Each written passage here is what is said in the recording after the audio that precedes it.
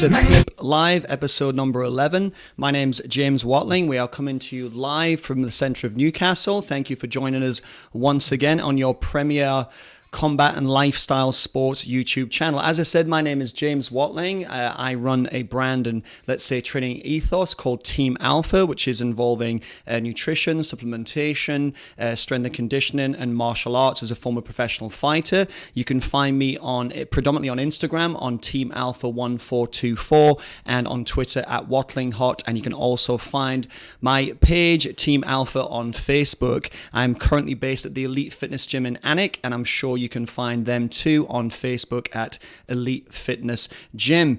As I said before, we're coming to you live from the centre of Newcastle, as we always have. We are now close to 2,000 subscribers. So if you haven't already subscribed, if you could hit that subscribe button, hit that notification button. As I say, anything on combat sports, anything on lifestyle and art and media, it'll be coming straight to you. And perhaps tell your friends and family to subscribe as well. You will not be disappointed. So we are sponsored, as we have been for the last few shows, and I'm certain many more shows to come. Spennymoorsports, which is your number one sporting retailer, particularly focused on combat sports. We actually did a segment, I don't know if you call it quite a documentary, but we visited Spennymoorsports on a past episode, and if you were to look onto the Peep magazine channel, you'll find that, and you can find a bit more about Spennymoorsports yourselves. However, they have very kindly donated some incredible coaching training equipment for us to offer in our competition. They've basically have a set of what we call hand paddles. Shout out to Baz Jones as well. Baz is a long-time viewer. Him and his lovely girlfriend, they usually watch the show before Baz goes out to work, and he's also, in my opinion, one of the best, if not the best, boxing coaches in the UK right now. I give Baz a shout out. He coached me towards the end of my fight career along with Kevin Horwood, and the reason I'm mentioning that is because we have a set of hand paddles which are used by the elite boxing coaches to develop a boxer's speed and timing and defense. So rather than just using, for example, regular focus mitts, you would use a hand paddle, so it takes you away from trying to punch just predominantly with power, but using accuracy and timing as well. So we've been very graciously and generously gifted a pair of these for the competition, a set of hand wraps as well, training hand wraps, which I hope you can see on the shot there, and some competition bandages as well, some bandages and the professional tape. So these are all going in the competition. So the competition, it's not a question. We've had questions in the past, but tonight and for the near future, until this prize is won, this is how the competition will work. So we're almost at 2,000 subscribers. Once we reach 2,000 subscribers, what we'll then do is randomly select a subscriber from our subscription base, and you'll be notified potentially through direct message or potentially on the show if it was to happen tonight, for example, and these would be all sent to you as a retail value of, I'm estimating, around about £50 UK. So I can't tell you what that is in euros or anything else. Cliff, you want to hit that subscribe button? Hit the subscribe button. You're going to be hearing that a lot tonight. But listen, it's going to benefit you. You've got a 1 in 2,000 chance of winning these really graciously gifted prizes, and they're fantastic. The paddles. If you were to subscribe, I'm not actually plugging, but just for literal viewing, the Team Alpha 1424, you can see myself and Baz working on these paddles. Not these exact ones; these are new, but you'll see that the benefits of using those if you are a coach or indeed a boxer. So the music tonight, you may have also noticed that we have a new introduction music over the preview there before we started the show. In the past, we'd had some tremendous music, which I can't tell you where that was from. However, I can tell you that we now have an influencer, a supporter of the show. It's an American new metal band called, and I'm just getting the name, I'm just pronouncing, I know the name, but I just want to make sure I'm pronouncing it correctly. So it's actually on the, Cliff. I should mention Cliff Sainsbury, who's my co-conspirator, the CEO, and king of Peep.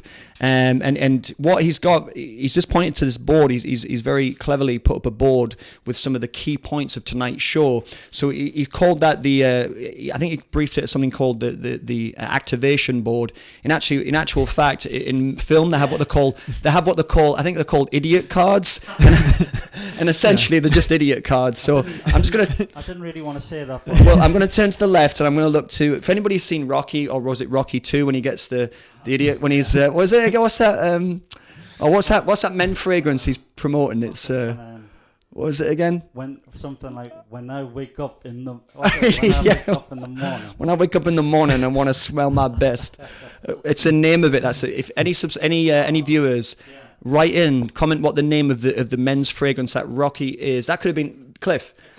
That could have been a competition. I'm looking to my right, and you'll see why in a second. It's not actually a guess, and you'll see why, but I'll get to that in a second. So the name of the fragrance that Rocky's promoting in Rocky 2 is he's starting his kind of promotional career winning the belt. What is that aftershave? What is the name of the aftershave? It's going to... Let me just have a second. Just give me 5 seconds.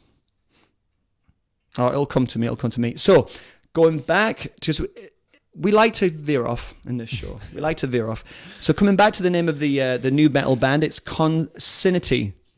Yes, hit that first time. Consinity. I know. Tony Wilder's a big fan. Deontay.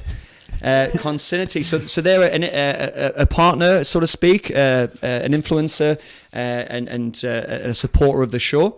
So we have their track, which is a cover, I think, of is it a cover of a Katy Perry track? Is that correct? A.T., yeah. So we have that. So we've got a fun-packed, sun-packed show for you tonight. We have our usual combat news.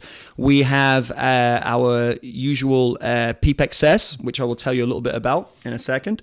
We have, what else do we have tonight? We've got loads tonight. We have a little bit on Peep XS about an upcoming film, horror film, slasher film that I'm sure you'll find entertaining. We're going to talk a little bit about a modern mixed martial arts icon and legend. I don't think icon is too strong a word. We've got a few of the upcoming big fights, the biggest fights that are happening in combat news, as I said. And in Peep XS, we're going to talk a little bit about somebody called Mr. Jordon B. Peterson. So stay tuned. Now, before we get into the show, I have a very some interesting news. So we've had 10 shows so far. Now, Peep, as I've said before, is kind of commandeered and ran by Mr. Cliff Sainsbury. But in actual fact, he is not the sole creator or sole, what would you say, founder of Peep as a company. He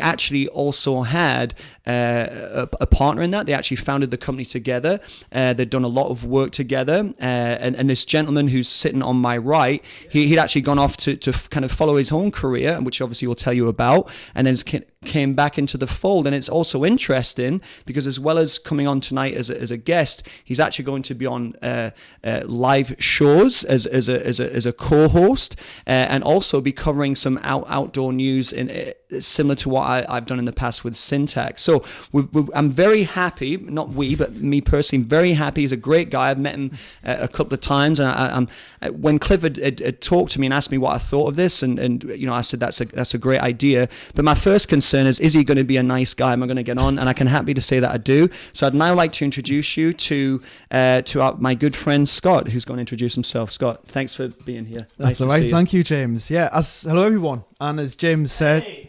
Hey, can we get a show? Let's get a studio clap. Oh, you guys. As James said, I'm Scott, and I worked with Cliff. I think it was back in 2009, 2010, and we originally started Peep magazine. Originally, it was different. It was a different beast then. It was a more of a lifestyle magazine, having a bit of a cynical look at society and coming up with various commentary around that as we felt fit. And Cliff did wonders with the graphical side of it. And so yeah, we did that for a couple of years. Ran its course, and Cliff made Peep into the combat magazine that it is, and I went off and did arts, cultural project management, and then got on to doing various bits of marketing, digital marketing, where I am now. So as Cliff morphed the mag over to the combat sports, obviously the YouTube channel came along, and that took precedence, and and especially with the live shows and working with yourself there, James. And then the magazine just took a bit of a hit, put on the back burner, so to speak. But over the summer, it's been a busy summer with Consinity as well. Is we got approached by Issue, who are the world's largest digital magazine publishing platform. I probably said that in the wrong way around, but anyway. Yeah, Sound good to me. So they approached us and said they loved the magazines and they wanted us to put more magazines out there. So to help us on the way, they have given us a subscription of a premium account. There was a premium account which is worth about £350 a year, which isn't much in the greater scheme of it, but it's relit the magazine publishing spark. So we'll kind of put our heads together and going to put similar content to what you're going to find on the channel, and that's also going to be in the magazine. We're looking at end of September, beginning of October for the first new issue, volume part 3, as it were, and. As I say, there can be lots of crossovers, and obviously you'll be able to keep up to date with that on all the usual social channels, Insta, Facebook, Twitter. And in the meantime, if you head over to issuu.com, which is ISSUU, not W, ISSUU.com, search for Peep. You'll be able to have a look at the back catalogue there. And if you like what you see, just subscribe there and then. And if you're not too sure, wait until the next magazine comes out and then subscribe from that point. Fantastic. That's great. Yeah, I was miles away there, Scott. Sorry, I thought there was a bit of a lag going on, but I'm doing two things at once. You know, as at Peep, if we don't have a technical hitch, we like to invent one. But yeah, isn't that right, Cliff? But listen, we're professionals, so we're always here. We're always here. So Scott, so that's it. So it's great to have you in, and as I said to the viewers, you're going to be working with me as the co-host regularly on the live show, but also you're going to be going off to do because I have a great interest. Obviously the combat sports has kind of been, the base of Peep magazine, and Cliff, correct me if I'm wrong, over the last, X amount of years, that's really been the main focus, has been combat, various types of boxing, the kickboxing, the full contact, perhaps to a lesser extent, 'cause it's not as popular, the K1 and the mixed martial arts. However, when I was myself and Cliff, I was really brought on board as a commentator for the shows that Peep were covering, and also to discuss the combat news because I've got a lineage of interest and expertise in the martial arts myself. However, the point is, I've always had a great interest in, to a certain extent anyway, in arts, certainly in media, certainly in lifestyle, and I was so when Peep had kind of decided to take that pivot, let's say, into covering and featuring more lifestyle. We did a small piece on Barter Books, which is the first one that I've done, but we're also talking about doing more episodes localized around the history and the art and the development and the lifestyle of the Northeast. I was on board, so for you to come on board and really for you to kind of champion that's a fantastic thing. So for me personally, for the viewers, could you tell us a little bit about what it is that you have either planned or what you would like to do,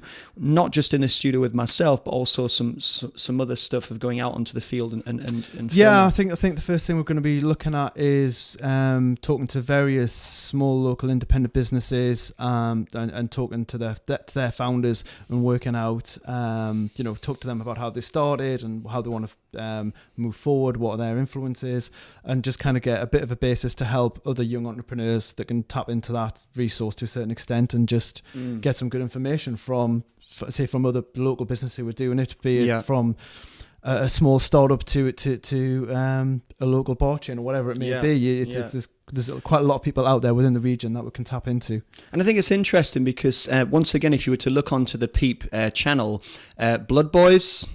Yeah. Blood Boys was a fantastic documentary, specifically on on professional boxing, and really getting into that. And it's nice to see not just fights themselves, but what really develops obviously character and interest in individuals who are going to fight. People want a story. Yeah, absolutely. Humans want stories. We live on stories. We've had stories for tens, hundreds of thousands of years. So we want to see stories developed, we want to see characters developed, and then we buy into them and want to see them compete and fight.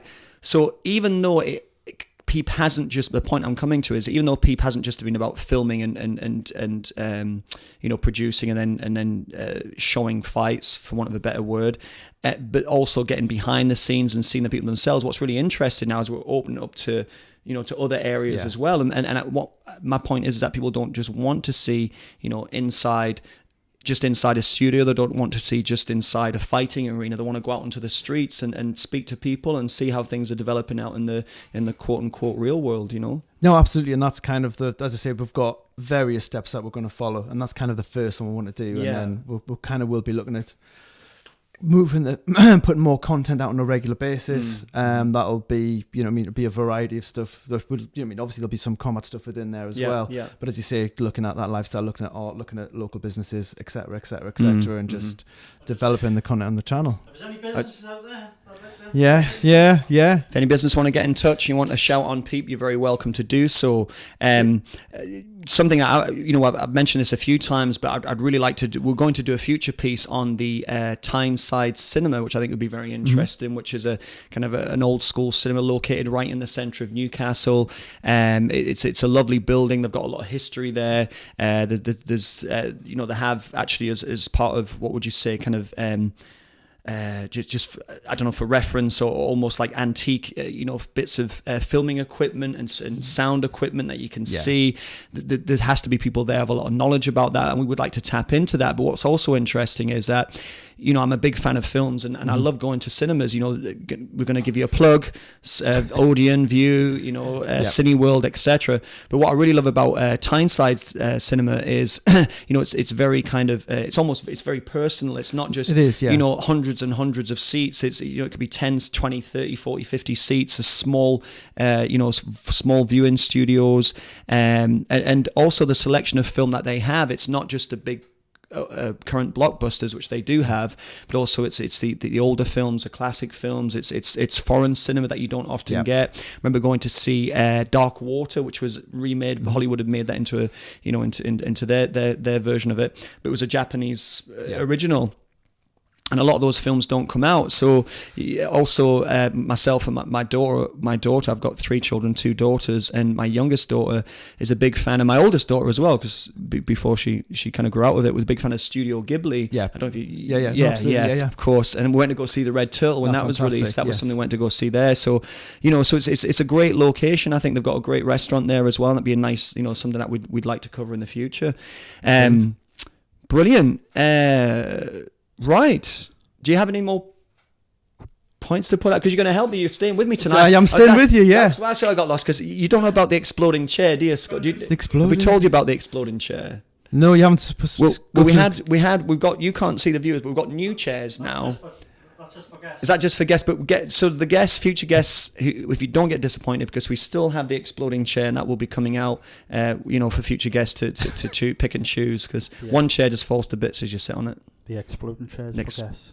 Exploding chair for guests. I don't know if I feel lucky or not having that exploding chair. I don't know. Well, I'm gonna put one more piece. So I'm just gonna put one more piece out there.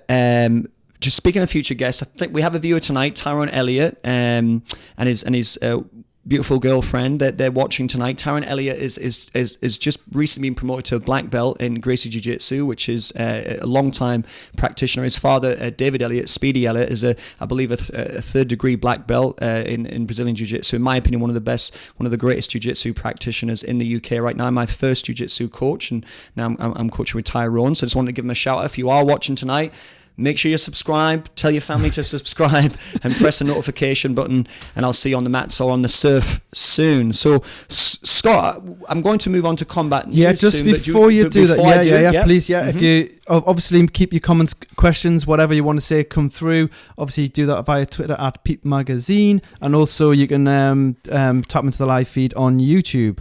Yeah, the live feed's gone now. If anyone wants to write in via YouTube. Yeah. There's no one writing in yet, so Plenty. Write in, send in your comments, send in your questions. Shout out to another usual viewer, Chris Reed, a past guest on the show who is usually watching us. So Chris, if you're out there, I hope you're watching. I hope God bless. I hope you're watching. I hope, and please comment away, because Chris is becoming definitely get involved again, as you have been, and no doubt will be in the future. You're also the first winner of and again, tonight's episode is sponsored by Spennymoorsports. Spennymoorsports had donated a pair of what I hadn't realized at the time, they're actually my old fight colors. They were white and red, a pair of 16-ounce boxing gloves, and Chris had answered the question. It was based on the Meg movie, which is out now, and he managed to get that. But you had to name was it three? I think it was 3 shark-based movies. It was another convoluted peep question. Yeah, it was very convoluted, that was quite funny. It was quite a convoluted. But we got there in the end. He won the gloves. So hope you're watching tonight, Chris. And also, he's a blue belt, I believe 1 stripe in Brazilian Jiu-Jitsu. No doubt onto his purple soon. So, do you have anything to add before we move on to just in the meantime? Because obviously you're with us right through. Yeah, brilliant. Which is brilliant to have you here. So we're going to move on to what we call combat news. So on combat news, we look at some upcoming fights. Obviously, we can't cover every fight that's happening or coming up. So we tend to cover the big events. And again, we go through boxing, predominantly boxing and mixed martial arts, which I would say that the two kind of most covered and most recognized and viewed combat sports. So the first fight we're going to talk about is the upcoming Anthony Joshua and Alexander Povetkin fight, which is coming out, as far as I'm aware, on the 22nd of September 2018, and that will be at the Wembley Arena. It's going to also be available on Sky Box Office. And Anthony Joshua, just out of interest, guys, because I'm just trying to... Wembley Stadium, how many people are we talking in Wembley Stadium? Is it 70? Is it 70,000 or is it 50? I think we answered this last time. We did, yeah, we did. We're going to check how many. I mean, you football fans out there will know this answer straight away. At the Metro Arena, I believe it's 10,000 is capacity there. But Wembley, I think it's 70,000. That comes to mind for some reason. Because I remember when Carl Froch had fought Miguel Kessler, I believe that was at Wembley, and that was fully packed both times. So we're going to... Viewers, you're probably shouting at the screen. James? Yes, go for it. It's 90,000. 90,000. I had my head between 70 and 100, so 90,000 people. And this is... I'm kind of... going off tangent a little bit, but this is my point in regards to professional boxing, how popular a sport it is, because you can guarantee if those tickets haven't already sold out, there will be sold out. 90,000 people. It's incredible. And who knows if we had if 120,000 seat stadium, if we had those over here, that would likely sell out too, and that really shows that the resurgence of professional boxing, in my opinion, in the last 10 years, I was a big fan in the days of De La Hoya, Ricky Hatton, Lennox Lewis, Evander Holyfield. We had some great fighters, and it was almost like a drop-off point. But you get a natural, cycle of things, not just sport, but any kind of media or for business for that matter. But it really has had a big resurgence in the last maybe 5 to 10 years. So, and Anthony Joshua is certainly part of that. Anthony Joshua is our own heavyweight champion. As I said, he'll be fighting Alexander Povetkin, and Joshua will be defending his IBF, WBA, and WBO heavyweight belts, which are 3 of what we call the Big Four. Essentially, your Big Four governing bodies in professional boxing is the IBF, the WBA, the WBC, and the WBO. They're the 4 most recognized, although there is, several others. And he'll be defending them. It's an interesting fight. I mean, just coming off the notes for a second, Anthony Joshua, his record is 21-0, so 21 wins, 0 losses with 20 KOs. So he's got, I think that works out about a 96 or 97% knockout ratio. So he's essentially beaten, he's stopping pretty much every fighter that he's fought against. So for me, it really proved his mettle. Now, I hadn't jumped on the bandwagon. I've never met Anthony Joshua, but my personal opinion of him is I think he's an incredible representative for the sport. He speaks very well. He's a good-looking guy, a good-looking kid, good-looking guy. He speaks well. He's great with his fans. At the end of the day, he's a professional world champion, so perhaps he can't sign every autograph due to demands on his time, etc., and take every picture. But I think he endeavours to do that, and he's a fantastic athlete. I mean, he's a true athlete. There's no doubt about that, and he's proved himself as a professional, as a top-line heavyweight. For me, when he really proved himself, so to speak, was when he beat Vladimir Klitschko, because that was I think a lot of people were expecting, certainly I was, Vladimir Klitschko would win that due to his, his power, his boxing ability, his experience. He was a former gold medalist, Olympic gold medalist. And Joshua, after being knocked down, I don't have the round in front of me. It was early, I think it was early rounds, maybe fourth, fifth round. Could have been the mid rounds. Anthony Joshua was knocked down. It was a hard knockdown. He managed to come back from that and then bring it straight to Klitschko. Quite late on, maybe 9 or 10, I'm not too sure. What, when Joshua was knocked down? Yeah. All right, I had it maybe mid rounds. Well, Klitschko was knocked down late in the round. That was later in the fight, that's for sure. But I'm sure Joshua was more mid rounds. I could be wrong. Klitschko was knocked down later in the round. He wasn't knocked out, but he was retired just due to the amount of damage he was taking and what a right uppercut he'd taken. So Joshua really is established in a lot of people's opinion as perhaps certainly one of the best heavyweights on the planet right now. Definitely, yeah. Some people consider him to be the best heavyweight because he does have the premier titles, under his belt, so to speak. And he's fighting a guy called Alexander Povetkin. Do you know anything about Alexander Povetkin? I know nothing about him, to be honest. Right. Yes, Scott. I want to hear Scott talk about Alexander Povetkin. You'll have a long way, I think. Well, just to give you a little bit of background. It was just he's I believe a Russian fighter. He's 34 wins with only one defeat, 24 KOs, which is something like, I don't know if that's around about 70. It's a mid 70% knockout ratio, so he can certainly punch. A very, very fit boxer. He's only lost once to try and guess. We've just mentioned him. Who he lost to? Klitschko, yes, Vladimir Klitschko. He was. Well, let's say it was a horrible fight, but at the end of the day, as Ricky Hatton used to say, it's not a tickling contest. I mean, he did rough him up with elbows. He was pushing him down, but he stopped him. And I mean, Povetkin at the time, Klitschko was the favourite, but people were saying this. I mean, at the time, Povetkin was undefeated, and he was this rising star. And I don't know if he was trained by Teddy Atlas then, but Teddy Atlas is a very famous boxing trainer. He used to train Mike Tyson, and he was training Povetkin. So a lot of guys were thinking, look, Klitschko's older now, although Povetkin's not necessarily a young guy. And Klitschko has managed to just kind of, not annihilate him, but just rough him up and just wear him down and beat him up. And that's the only defeat that Povetkin has had. Yeah. This is the thing, he's a small heavyweight. I don't know why. I've got my weights and heights for the other fight. I don't know why, but Povetkin, he is small. He's only round about the 6 foot height, perhaps just under 6 foot. And his weight is round about the he's not 200, but he's about 220, maybe 230. So you could almost say a throwback to the Mike Tyson, although he was only 5'11" and just over the maybe 215, 220. So he's not too far off. So he is what's considered a small heavyweight. However, he does use his size very economically. He's as I say, he can punch. He can certainly punch. He's very conditioned. He's very fast, and he throws a lot of good combination. He's a good, solid boxer. Now, in my opinion, Povetkin he's a dangerous test for Joshua. If we're looking at some of the when they're throwing out the background and the hyping the fight up, there's not really much need to hype up Alexander's ability, because he is a very, very strong boxer and a very, very big test for Anthony Joshua. I would certainly say Povetkin in the current crop of heavyweights is certainly top 10 without a doubt, but he's not young. I don't know why I haven't put this on my notes, because it's something that I was registering, and he's in his late 30s, mid to late 30s, so he's given away a bit of age with Joshua. So he's an older fighter, but he's by no means finished. One thing I will just again expanding on Povetkin, because I think he won't be as well known as Joshua is. His last fight saw him beating David Price. He stopped David Price. So David Price was I think he was a bronze medalist in the Olympics. I think he was a bronze David Price. Very big, very strong heavyweight, very powerful puncher, and he fought Povetkin Price managed to catch him. I think it was with a left hook and wobbled Povetkin, and I believe it was called a knockdown because he fell into the ropes and the ropes kept him up.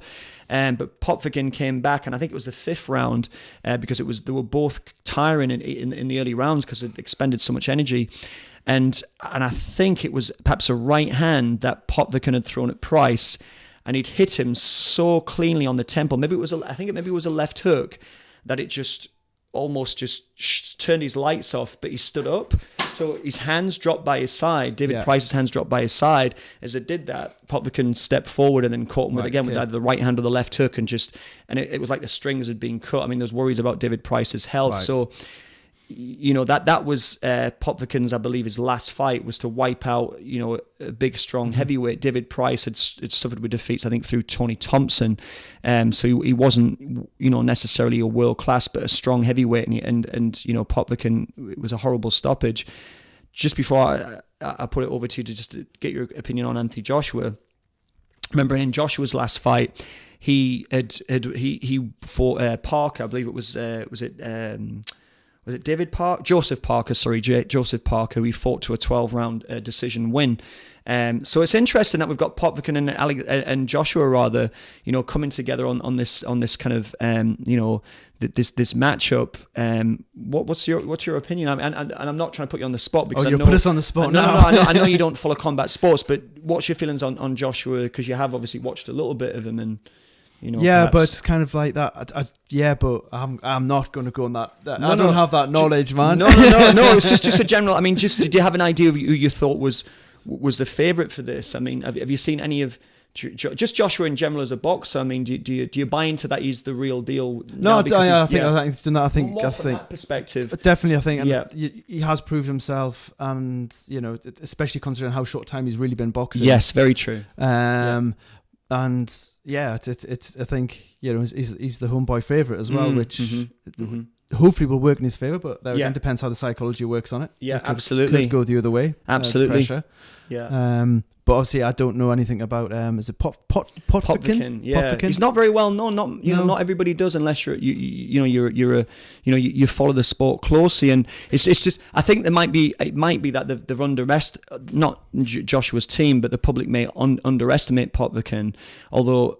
Because he knocked out Price in such a dramatic fashion, he might be more recognised as that. So, I mean, my personal feeling is I think it's a tough test for Anthony Joshua, but I think it's one that he really needs because if he is to beat Povetkin, I think then his ability levels will jump up another notch, and that is a strong fight and a strong win to have on your record. Didn't Povetkin have a couple of wars with Marco Huck, not at heavyweight? Perhaps he did. I'm not sure. Right. Did, yeah. I think he had. I might be wrong. If there's anyone, I can't comment on that. If there's anyone out there who thinks I'm wrong, I mean, do type in or message in or whatever. But I think he had 2 wars with Marco Huck at. Cruiser. Must have been Cruiser, because I couldn't see him getting below Cruz. I might be wrong, but if there's anyone out there who thinks different, I mean, get in touch. I don't know. I mean, he's a big guy. He's a strong guy. He's a fast puncher, and this is the big struggle that for Joshua is because Povetkin is a very good boxer and he throws very sharp and accurate combinations. Price had said he's a very, very accurate puncher. Now, Anthony Joshua is known not just for his knockout power, because it was all about knockout power. Every heavyweight fight would end in 1 round. Yeah. It's about technical ability, conditioning, fitness, defense. No, absolutely. And Joshua, for me, his defense has really improved since after beating Klitschko. I was concerned in his earlier professional fights about his head movement. That was my personal opinion. He's moving lovely. He's defending really well. He throws big. He also throws combinations. He throws big punches. So I think it's going to be an interesting matchup. My personal feeling is that I think Anthony Joshua will come through this.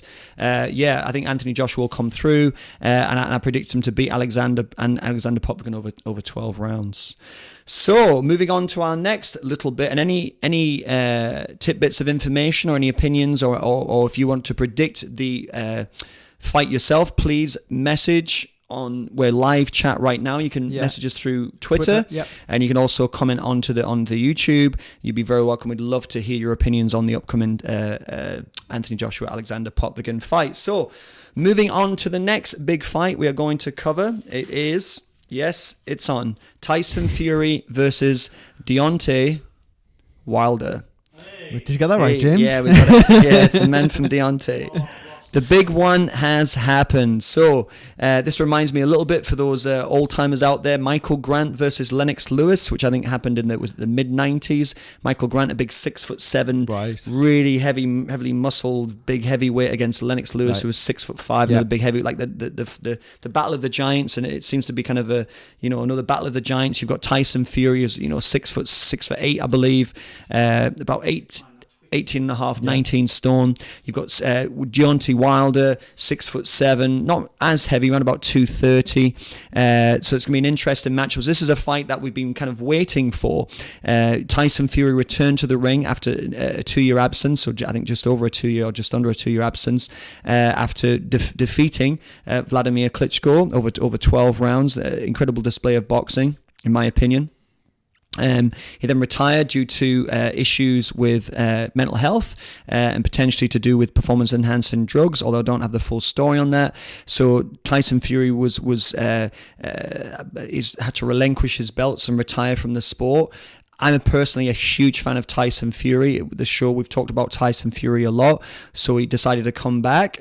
He's had 2 fights on his return, which I'll talk a little bit more about in a minute, and that's set him up ready to fight Deontay Wilder. So Tyson Fury's ring record, he's 27 wins with no losses, with 19 KOs, and Deontay Wilder, wait for this, is 40 wins, no losses, with 39 KOs, giving him a 98% knockout ratio. Fury is known as, he's very tall, as I've said, and he's very big, but he's not necessarily athletic. He's not an athlete. I think he would say that himself. He's a pure boxer, and for me, the best heavyweight boxer on the planet right now. A tremendous boxer, tremendous conditioning, not a huge puncher, but he hits enough to let you know, because of his size. Obviously, you can use that to his advantage, as he did when he fought the former cruiserweight. That was just before he fought Klitschko. The guy called himself USS.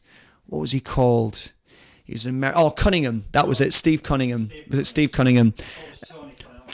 I'm sure it's Steve Cunningham at USS. I think it's Steve Cunningham. And I met Cliff on one bit. He had his hands up, and he kind of bashed his hands away. Right. He physically moved, because the guy was a former cruiserweight, and he didn't like wrestle. He just knocked his hand just with pure just strength. It was crazy to see. So Fury's a pure boxer, whereas Deontay Wilder, he apparently, I don't think he'd started boxing until his late teens, so he entered the sport what's considered quite late. Yep, what would have been considered quite late. So he didn't have much of an amateur experience, very, very little amateur experience, and he just came into the professional ranks. But Deontay Wilder is known for, prefacing his name, or his wild style. He's not an orthodox boxer by any means, but he can certainly box. He's proved that, because he has gone 12 rounds when he beat Bermain Stavern for the WBC title, but he's known for his punching power. I mean, here's the thing, Scott. It's like, I was having this comment, like Vladimir Klitschko, because we know Vladimir Klitschko, he's had a lot of KOs, I think 53 KOs and 60 odd wins, I think it was. And it can certainly knock guys out with one punch, but it does tend to be, 3 or 4, he wears you down over 2 or 3, because he just hits you so hard. So you'll see Vladimir Klitschko hitting guys for, sometimes he knocks them out one punch, but usually 2 or 3 rounds of punches, and then the guy's like, I can't take this anymore, and the corner retires him. Deontay Wilder, I watched him fight a guy called Stipek. I can't remember his name, I apologize. And the way it basically went is, the guy, thank you, Spilker. So it was a southpaw. You just saw boxing. He was troubling Deontay Wilder a little bit with his southpaw boxing style. Boxing. One punch from Deontay Wilder, within 30 seconds, Spilker's on the floor in a stretcher in a neck brace. And that's, that's power. No, absolutely it so is, yeah. I wouldn't want to hit off Deontay Wilder. So it's interesting, so we have Deontay Wilder's the WBC. I mentioned before about the belts. And the World Boxing Council is one of the big belts. It's one of the original belts, actually. I think it was what we'd have, the WBC and the WBA originally one belt, and they kind of like split into two. So the WBC is a green belt, one of the main recognized belts, and Deontay Wilder is the WBC champion. Right. And what they were trying to put together was Deontay against Anthony Joshua. That didn't happen for various reasons. So now we have Fury. Now Tyson Fury is the what's called the linear champion, like lineage. So what that basically means is he beat the man who beat the man who beat the man going back in history, in heavyweight history. Yep. So from what my research shows me is he became so basically you've got to beat a guy who's beaten a guy who's been the heavyweight champ going back. So say if we went all the way back to, I think it was John L. Sullivan was the last of the young glove champions. Your first glove champion was, say, I can't remember, it was maybe James L. Sullivan. I know you had Jack Johnson in there. Then you keep going up. Then you get onto Muhammad Ali. Then you go on up into Mike Tyson. And so Tyson would have beat Berbick, who beat Alex. We're totally with it. Absolutely, yeah. So from my study, from what my research shows me that Tyson Fury became the linear champion by beating Hasim Rahman, who'd beaten Lennox Lewis in the past. So I think that's where his lineage comes from. So he's a linear champion. So basically what he's saying is, until you beat me, I'm historically the heavyweight champ in a sense, and currently the heavyweight champ. So we have the lineage, the linear champ against the WBC. Hey, we're learning when we're doing your thing. You're gonna no. Showing me stuff. It's all good. I'm perplexed at this kind of. Well, you're not, but you are. But it's hard for Scott because he's put on the spot. It's his first show, and he's. No, it's great, man. It's not the boxing, the techniques, and the records to one side, but it's interesting from the personality point. Absolutely, yeah, definitely. What's probably is as relevant because the man on the street is going to want to is going to connect with that. Yeah, absolutely. I don't even need to look at my notes because now I'm kind of going off. I've covered that and more. So they've met in the ring. It was when Fury had his last fight, which was against, who did Fury beat in his last fight? I have it down somewhere.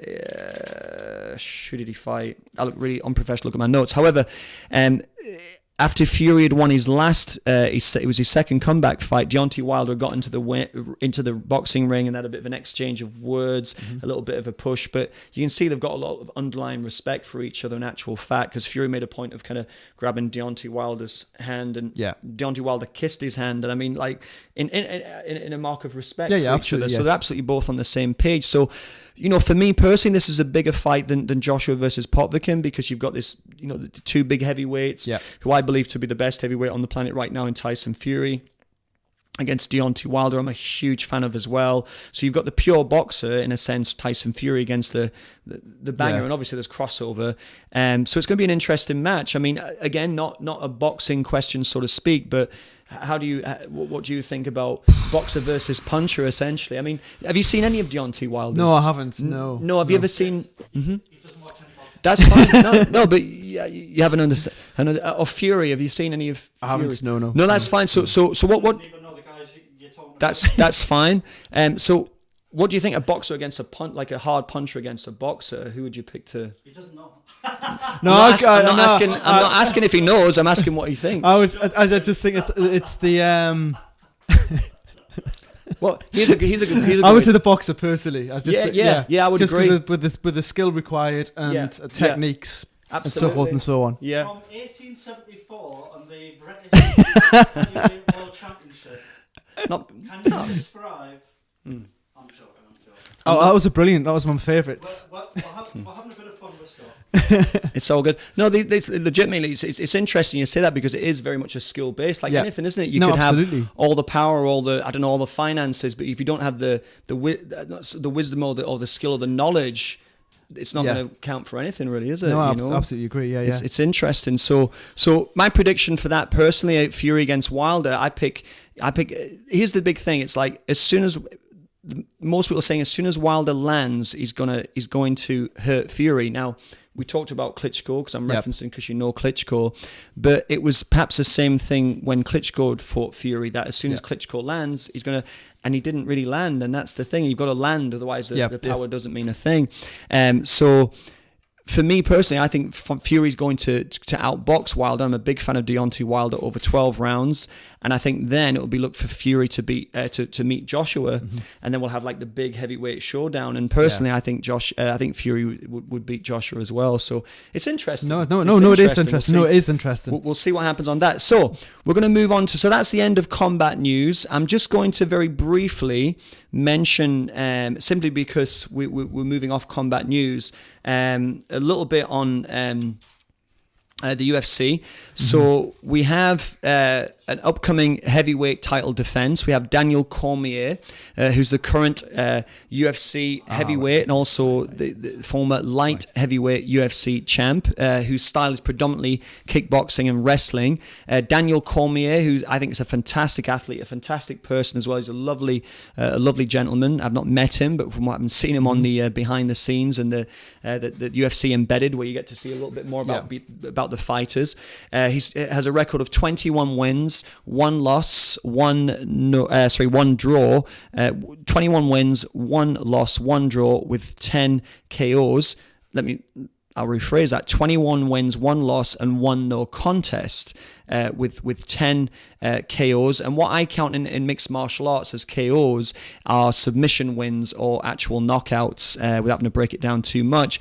Now, Cormier, he's going to be facing Brock Lesnar, who you may remember as a former UFC heavyweight champion and a former professional wrestler with the WWE, because I don't know too much about professional wrestling. We're on the same boat on this one. But Brock Lesnar, I believe, had come into the mixed martial arts, and I think his first fight with the UFC was against Frank Mir, and he lost to, I think it was a heel hook, and then he came back, and then he stopped the fighter that had beat him. So Lesnar was UFC champ for a while, and he fought some fantastic fighters in the UFC.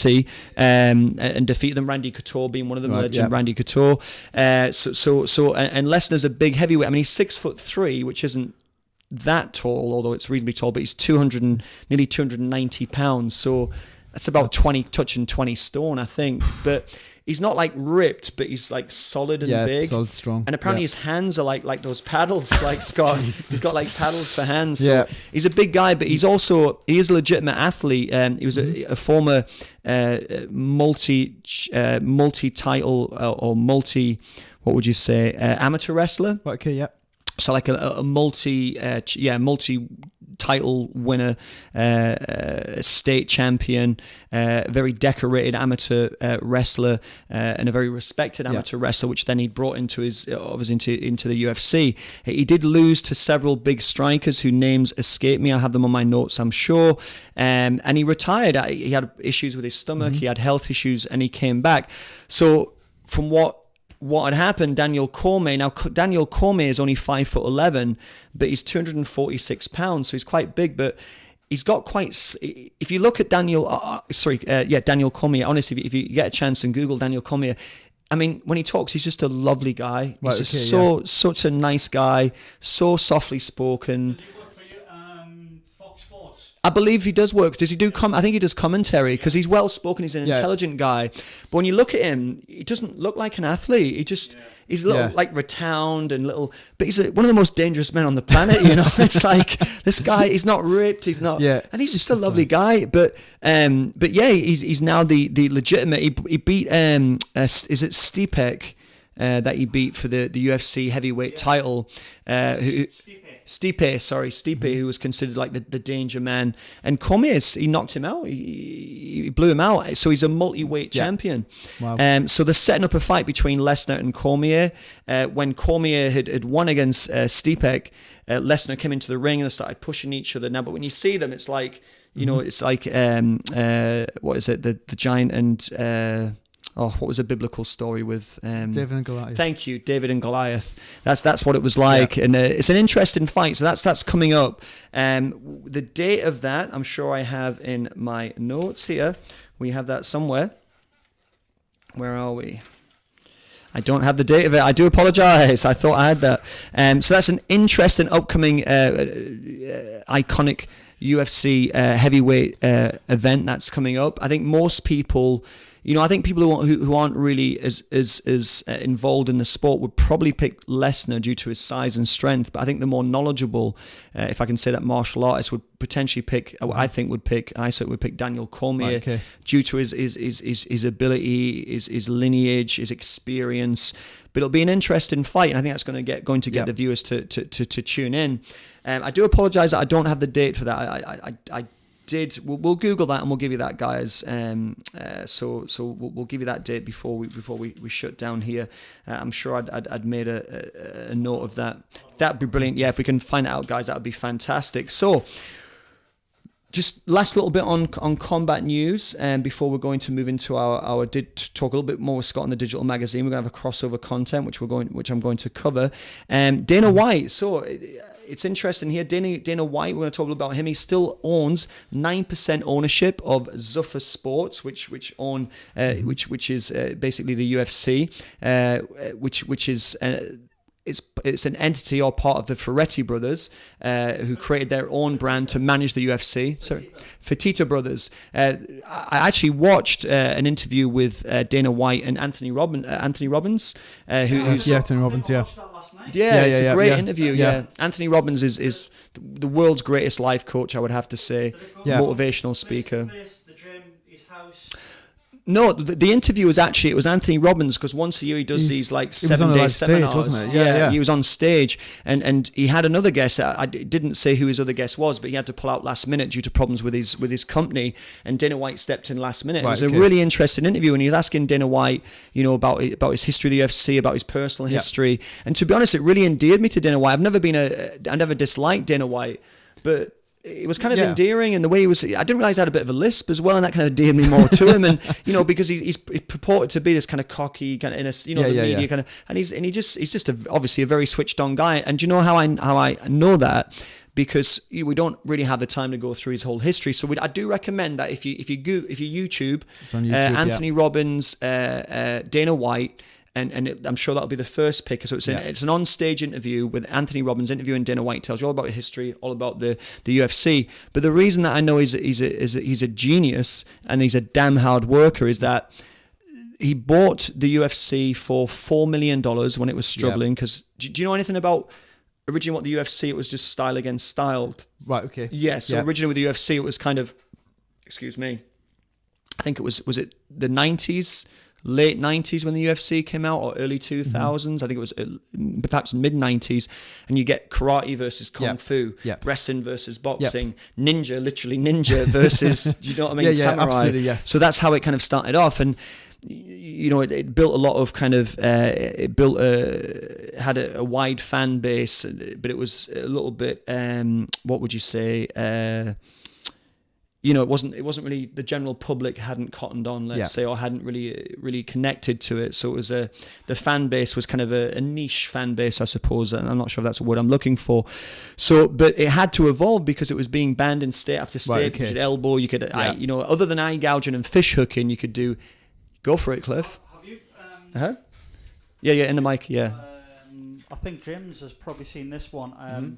It's one of the Gracies fighting a guy, I don't know his name, but a guy with a ponytail. Yeah, was that Chemo Leopold, was it? That sounds right, yeah. With the beard, and he came in a cross. Yeah, he's quite short and stout. Chemo Leopold, I think his name is. And I think that, this is what got us onto the Gracies, but on that fight, this is just what we were talking at early UFC. And he actually he grabbed a hold of his ponytail. That's right. And he pulled his ponytail off his head. That's right. Because in those days, you could pretty much do whatever you want. Well, this is the rule set was you could do that. To put that into context. No. To put that into what disgracefully had a ponytail, or that he pulled his ponytail. But to put that into context, Hoist had I think two matches before then. And Hoist Gracie was 176 pounds, so that's like 12 stone at 5'11" maybe. So he's a little guy, and the idea was the reason they picked Hoist, from what I understand, the Gracie family to represent the Gracies, because in the past it had the Gracie Challenge where they would take on all challenges, and the reason that they picked Hoist is because he looked the least threatening of all the Gracies, because he's a little guy, little smile, handsome guy, his hair and stuff. and they wanted him to come in and say, look, this little guy, sorry, can take on all these big muscly guys. And I think one of the first fights he had in the first UFC was against Ken Shamrock, actually. Ken Shamrock. So throw me off. No, you gotta stop. It's throwing me off. And Ken Shamrock was this big, muscly, and I read his book actually, A Lion's Tale or Lion's Den it was called. So to put that in context, when he fought Leopold, he'd had 2 matches before. He's exhausted, and he managed to grab his ponytail and pull his head down, and he took Kimo out in I don't know if it was a triangle or it was an armbar, but I think it was an armbar, so he won it legitimately. But then his next fight, he was due to fight in the final, but he couldn't come out for the final because he was just exhausted. And then I remember Kimo and his trainer coming in and running around the ring, and as if they'd be the ones to stop the Gracies. And then I think they then gave a public apology for that, because I think that the trainer particularly was concerned the Gracie family were going to have him done in. Right. Let's use a British terminology there. Done in means they're going to have you killed. So the reason that I would say Dana White is a business, has tremendous business acumen, is he bought the UFC as it started to kind of lose popularity due to its being banned in several states for $4 million, and he sold it, and that was in 2001. Mm-hmm. And then after putting it in, and then developing a rule set, looking for, openly looking for regulation, having, gloves, because there was no gloves as well, or at least the gloves come in later. He then sold it in 2018 for, get ready, 4.125 billion with a B. Yeah. And just so you know, in not statistical, but in data or monetary terms, let's say, a billion is 1,000 million, not a million. Yeah. So that's the way it works. So 1,000 million is 1 billion. No, it's not math. It's just the way that it's where that the monetize it. Because in your head, guys used to think a million is a million is a billion, but it's 1,000 million. It's 1,000 million. I think they changed it though, didn't they? No. Have they? As far as I thought they changed it. I mean, I could be wrong on that, but I thought originally it was. A million. Yeah. Well, I think it was that, but I thought you meant change it from now. But now it is recognised as 1,000 million. No, that's what I mean. But you're right. Originally, it was a million. Yeah. But I guess for I don't know whether it's for it just sounds banking terms. Yeah, it does sound a million as you think it's a billion, but it's 1,000 million. Yeah. So it's a lot. Either way, it's a lot. Either way, it's a lot. So it's not a billion as a trillion. It's 1,000 billion as a trillion. That's right. Yeah. And that's the way you look at it. So I mean, if you buy a company for 4 million. And you're selling it for 4.125 billion, which is 4,125 million. You've done pretty well, That's compound that up. I mean, how many thousands of percent, absolutely. have you made on that? Now, when they sold it, Dana White doesn't just put 4.125 billion in his pocket. He would have had a percentage of the company, the Ferretti brothers. It's Fertitta brothers. Obviously, they took their share, etc. So he would have taken some of that, but he's actually stayed on. They've kept him on as the figurehead of the UFC, so he still owns 9% of the company, and I imagine he'll be getting a fee. He'll be paid a salary as well. He'll be salaried. But the UFC themselves are estimated to be worth around about $7 billion now, and we've just got a little bit more data that I've just given you there on what it was purchased for. So the UFC has really over the past, as I say, I'm not sure if it's been when it originally came out. I mean, it could be nearly 30 years. Would it be 30 years? If it came around about 98? 20 years. 20 years, thank you. If it was around about 98 that it came out. So for the past 20 years, roughly, it might be more than that, it's really established itself as a recognized, combat sport, mixed martial arts, and the UFC is the premier brand. If you want to become a professional martial arts player, there are other, professional mixed martial arts, companies or associations or whatever you can fight for. There used to be more back in the day. We had Pride, we had Dream and Rings and all those type. But the UFC is certainly, and Bellator is another example. Is it Cage? I don't know if Cage Rage is still going. Actually, is Cage Rage end? It's finished. What's the number one? What's the number one UK MMA? Made for the Cage. Made for the Cage. That's it. Sorry, Cage Rage was an older. Made for the Cage. I did actually mean that's an older one. Made for the Cage. Bellator. You've got Bama, of course. Bellator, probably the biggest. Bellator. Yeah. for UFC. Yeah, and who did UFC buy out? There was another big one that was Strike Force. That was it, and UFC bought Strike Force. You're on fire tonight. You're Yeah, on fire absolutely. tonight. Yeah. You're on fire tonight.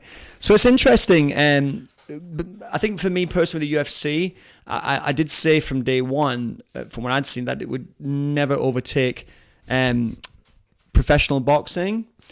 Just because professional boxing really has its foundations in the ground. You can really go back in professional boxing, hundreds of years. Now you could argue that, well, fighting's been around since man have, learned to walk and hit somebody with a skull or whatever, or a leg bone, and that's true. But I just think with professional boxing, also because it's a bit more accepted, because it's not elbows and knees. But more than that, I think fundamentally professional people just like to see two men standing and punching each other, So,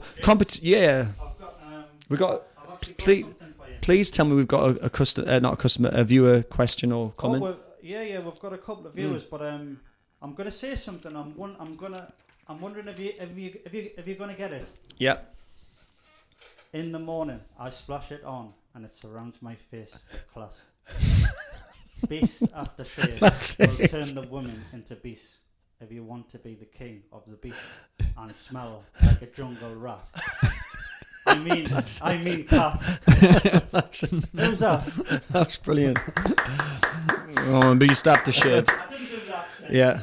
No, it's the point where you get a full impression. I'm going to be honest. That's brilliant. Beast after shave. I was trying to really terrible Rocky impression. I think the pressure of being live on YouTube's thrown me off. But yeah, beast after shave. If you want to smell like a jungle rat, cat.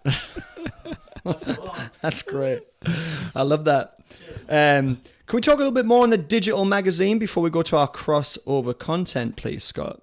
Yeah, what would you like to know, James? Yeah. Just for the viewers, really, who aren't aware that we even have a digital magazine. Yeah, I mean, at the moment, I think the last issue was about a year ago, and that's really quite visual. And what we're trying to mix is some interesting content that's a little bit thought provoking, but also as well that is quite visual. So it's not going to be too burdensome, for want of a better word, so you can just dip in and out of it, have a read, maybe learn something, maybe just reinforce some viewpoints, etc. So yeah, but I think we're going to be looking at doing every quarter, so every 3 months. And as I say, the last one was, how often were you doing it? How often were you putting them out previously? It was getting quite regular. It was getting to about once every 3 months. What was the question? How often? How long have you been doing it? I want to know the answer to this question. How long have I been doing it? How long have you been doing it? I was kind of doing it. It was when the shows were coming out. So if there was 3 shows within a month, I'd get a That's a mark done. Yeah. Within a month, and if nothing was happening within 3 months, there wouldn't be a magazine in 3 months because there'd be no content. Right. Okay. You Yeah. know what I mean? So it kind of depended on the shows. Yeah. But now it's not going to depend on the shows anymore. No, that's very true. So just for the viewers, a digital magazine, I mean, just briefly, what is a digital magazine?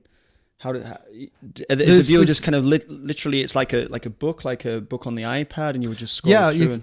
But basically the way the issue works, it kind of has that page turn flick over, so you can actually scroll through it. So and the pages turn as if it was a. So you could do on your iPad or your Kindle? You can do it on the iPad, even on laptops, computers. Download them as well. Right. Yeah. On like a PDF or something similar, would that be right? Yeah. Right. And then obviously read them as any other magazine. I think you say at your peril there.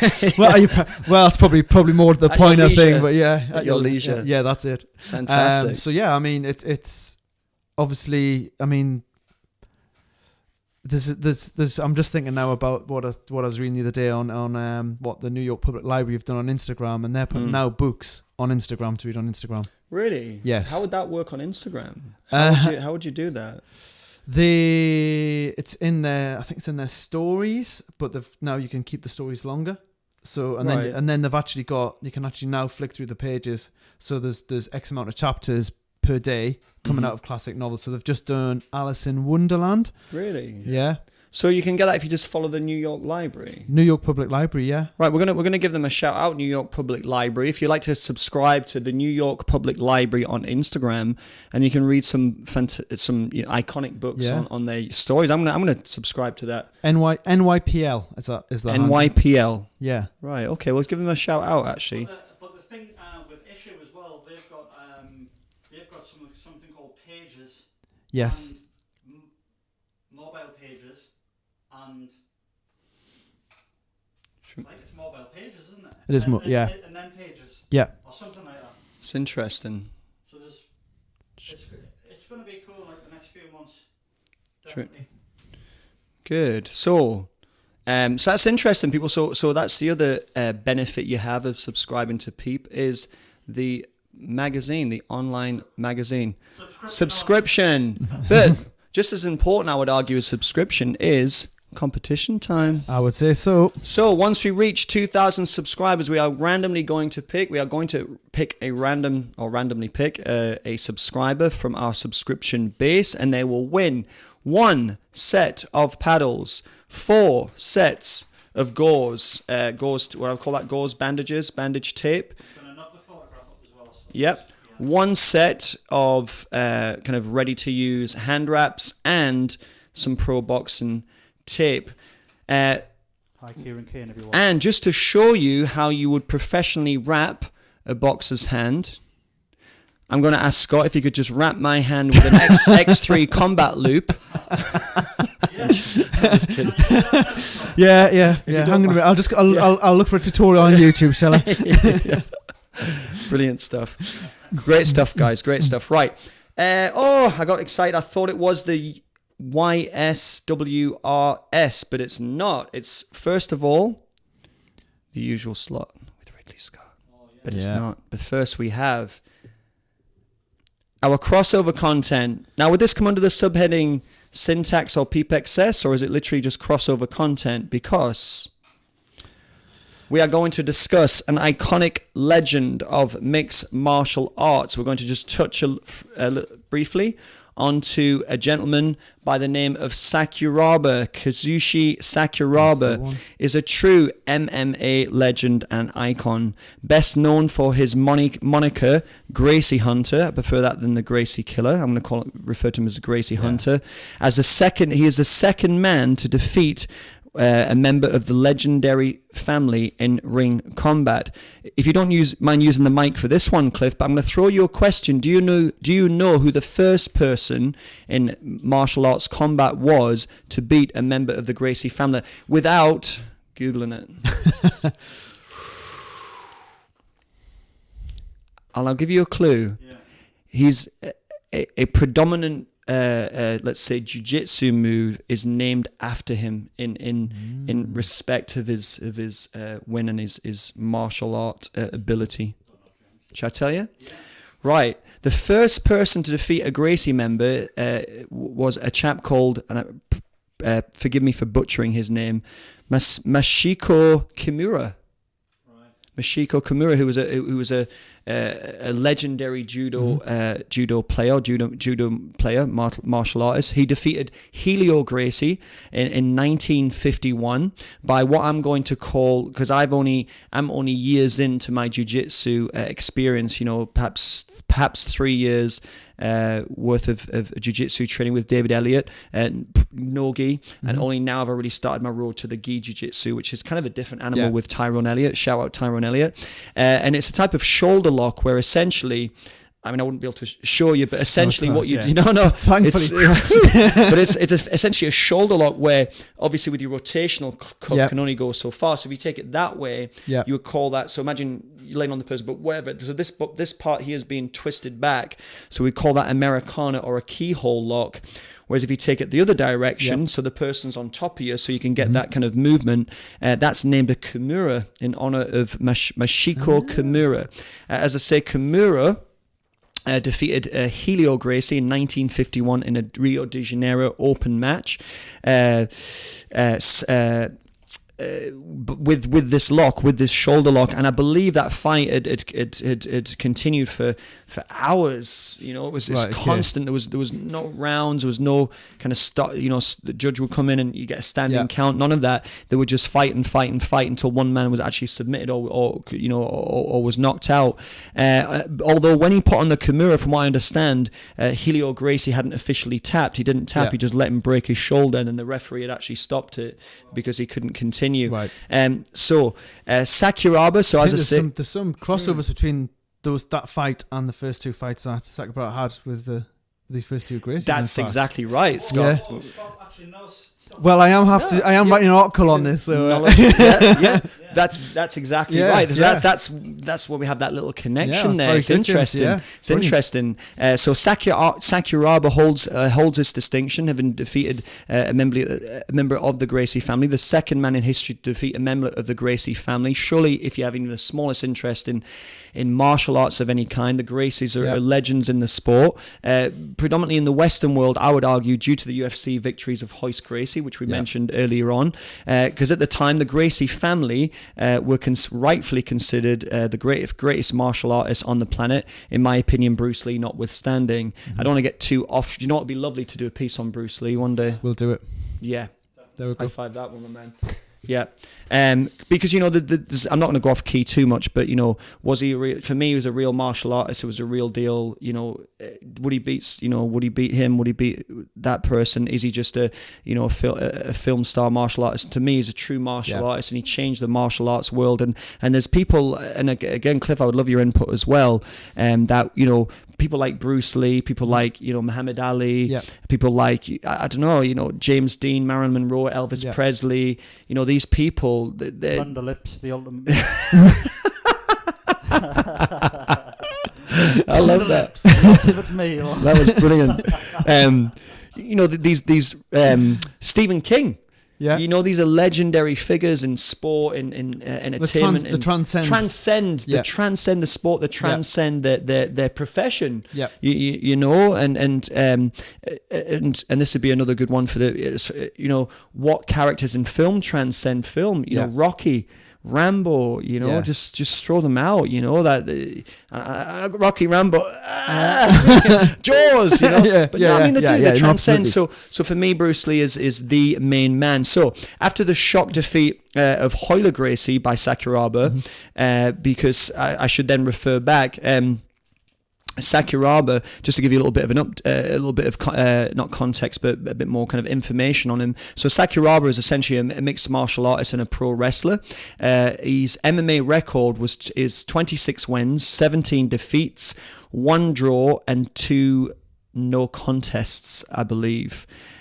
With 23 what I'm going to call KOs, which is if it's submitted or knocked out. He continue with the story. So he originally had defeated Royce Gracie through he'd fought Royce Gracie, and he'd managed to defeat him with a Kimura. Yeah, and that's the connection that we had. So he'd fought the Gracie family. Now, whether or not he'd selected to defeat him with that move, so that linked into Kimura himself, I can't comment. However, that was how he won the first battle, and that became a legendary story. That, you know, the second Japanese fighter to won by Kimura, which was the namesake of the first Japanese fighter to defeat him. So I did kind of jump the story there, so I do apologise, viewers, if I lost you there. So it was a shock defeat when he defeated Royce Gracie using the Kimura, and then it was thought that essentially it would be Rickson Gracie, who was considered the best fighter in the family, that would then challenge Sakuraba to retain the honour of the family. They didn't think that he'd actually won, though, did they? No, that's right. That's correct, because I believe when he put the Kimura on, he hadn't tapped out. He'd put it on, and I think he'd snapped the shoulder, and it was very, correct me if I'm wrong here, but it was very similar to the first fight where the referee had stopped it, and there was still X amount of minutes to go. Yeah, there was still time left in the round. He hadn't tapped, he hadn't submitted. I mean, you could say, well, if the referee stops the fight, that is in boxing an official stoppage, but it was a controversial win, shall we say. And so thank you for pointing that for bringing that into the story, into the commentary there, Scott. So after this shock defeat, it was thought that perhaps Rickson Gracie would be the one to challenge Sakuraba, with him being considered the best fighter, the greatest fighter in the family. It was actually Royce Gracie that was chosen to fight Sakuraba. It's cool. Royce Gracie was Royce Gracie was then was the one chosen from the Gracie family to step in, and to no, it's fine. Sorry, James. Sorry. No worries, guys. I'm just gonna reset it. It's okay. We're good. We're fine. We've been streaming over an hour now. We have been streaming over an hour. So Royce Gracie was the next one to step into the ring, or into the fighting arena with Sakuraba. Now, what they talked about in advance was that there would be no rounds, there would be no referee. Essentially, there would be no towel thrown in. That Royce Gracie and Sakuraba would fight until literally somebody was either unconscious or was submitted or tapped out, and that was the setup. However, what I found strange, it wasn't a case of they would just come in and fight each other. They were to meet on a tournament. Yeah. So they essentially had to beat other fighters. Now, it was the tournament. It was a pride tournament, from what I believe, with both fighters meeting and defeating their first opponents before they were due to meet.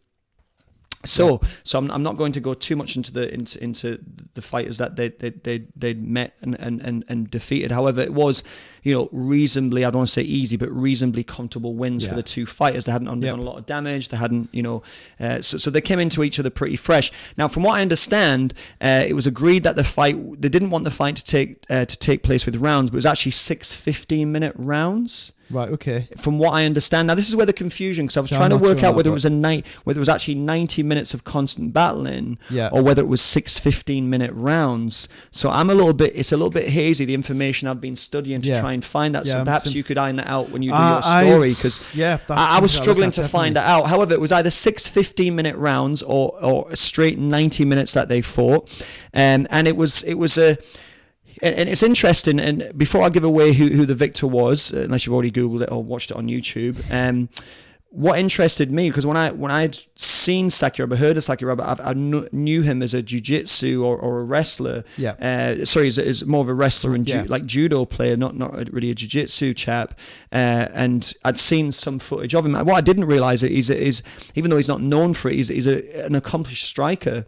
He's a good striker, a good puncher, and a good kicker as well. And what was interesting is when Royce had fought in the past against strikers, he was able to nullify their striking ability. However, with Sakuraba, as the fight progressed, Sakuraba was able to make use of his punching power, of his kicking, of his wrestling ability to nullify Royce Gracie's takedowns, and also I think the fact that he didn't feel any threat or very little threat from Royce's punching and kicking, so he was able not to walk through him, but to kind of wear Royce down over the rounds by nullifying his attack. Was that the I'm reading so much now, but no. Was that the one he was actually, when he was getting punched and was he actually laughing through those rounds? Sakuraba. Yeah. I believe so. When he was getting hit of Royce. See, I didn't know that, but that makes sense, because also in that, he kind of, not to ridicule him, even though you could read it, but that was the fight where he pretended to spank Royce Gracie when he was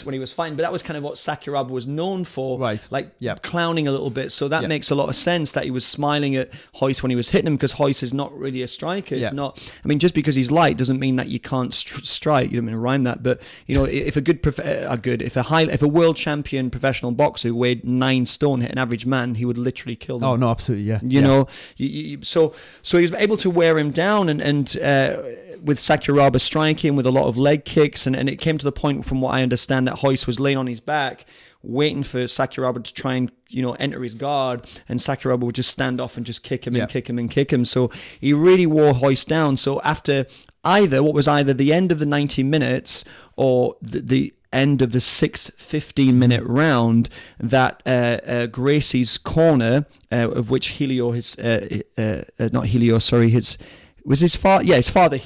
grandfather, Helio Gracie, guys, I do apologise. I got do this wrong, apologise. let us know. Let us know. Retired hoist Gracie in the corner. That Right. the corner essentially had thrown in the towel and says, Yep. look, he can't continue. He's exhausted. And what was interesting is that, you know, the amount of respect Sakuraba had for the Gracies after Yeah. the fight. No, He particularly went to the corner and, you know, he bowed to Hoist, he bowed to his father, Yeah. he gave them respect. But that essentially gives Sakuraba, you know, 2 wins over the Gracies. Now, just to give a bit of pretext before we talk a little bit about, you know, tribal forces, excuse me. After he defeated Hoist, he then fought and beat Henzo Gracie. Yeah. Which we don't have the time to go into the whole fight. But he also beat Henzo by Kimura. Yeah. And then he then beat Ryan Gracie. Yeah. And from what I understand, he then had a rematch with Hoist Gracie, which Hoist had won on a points decision, Right, which okay. again I think was a controversial win Right. for Sakuraba. So to my knowledge, Sakuraba had a total of 5 fights with the Gracie family. And it's interesting because you know, we talk about Sakuraba very much as an individual. I've never really, I mean, he clearly didn't just train on his own, and No. he had family, he would have had a team with him. But when you think of Sakuraba as a martial artist, you think of him as a lone samurai warrior, Yeah. and that's how he was thought to be. I mean, he certainly had a samurai perspective or kind of temperament. Yeah. I don't know if that's the right kind of word, but that kind of, he kind of, you know, he kind of, not purported to be, but he just had that aura of that samurai mentality. I'll say samurai mentality. He defeated some, and on the side of that, I mean, he defeated Vita Belfort, Quentin Jackson, Marcus Sylvia, and Ken Shamrock, some tough, you know, legendary fighters in UFC. But it was interesting, whereas obviously with the Gracies, what we think about with the Gracie family, as we've explained before, you know, not only is there many Gracie families, they have, you know, and now we have, is it Cron Gracie, who's Hickson Gracie's son, who's a very well-respected UFC mixed martial arts fighter, who's kind of, you know, carrying the what would you say, is it pass the gauntlet, is it pass the gauntlet, or pass the torch to him, carrying the torch, and he's kind of carrying the torch to the Gracie family. But they're a big family of martial artists with a long lineage history, you know, training, I can't remember the original judo player came across and jiu-jitsu chap to Brazil who trained the family, and they always come in with a lot of, you know, the family into the ring, whereas Sakuraba would be a lone person. So this idea that almost, you know, Sakuraba was sort of as an individual against a kind of dominant or overwhelming, and I use the word tribal in a very respectful way, the tribal force and tribal martial arts force of the Gracie family, and just quickly referring to my notes, this is, you know, it was like Sakuraba speaks of the samurai like courage to confront, you know, this overwhelming force with his own skills and his own self-belief.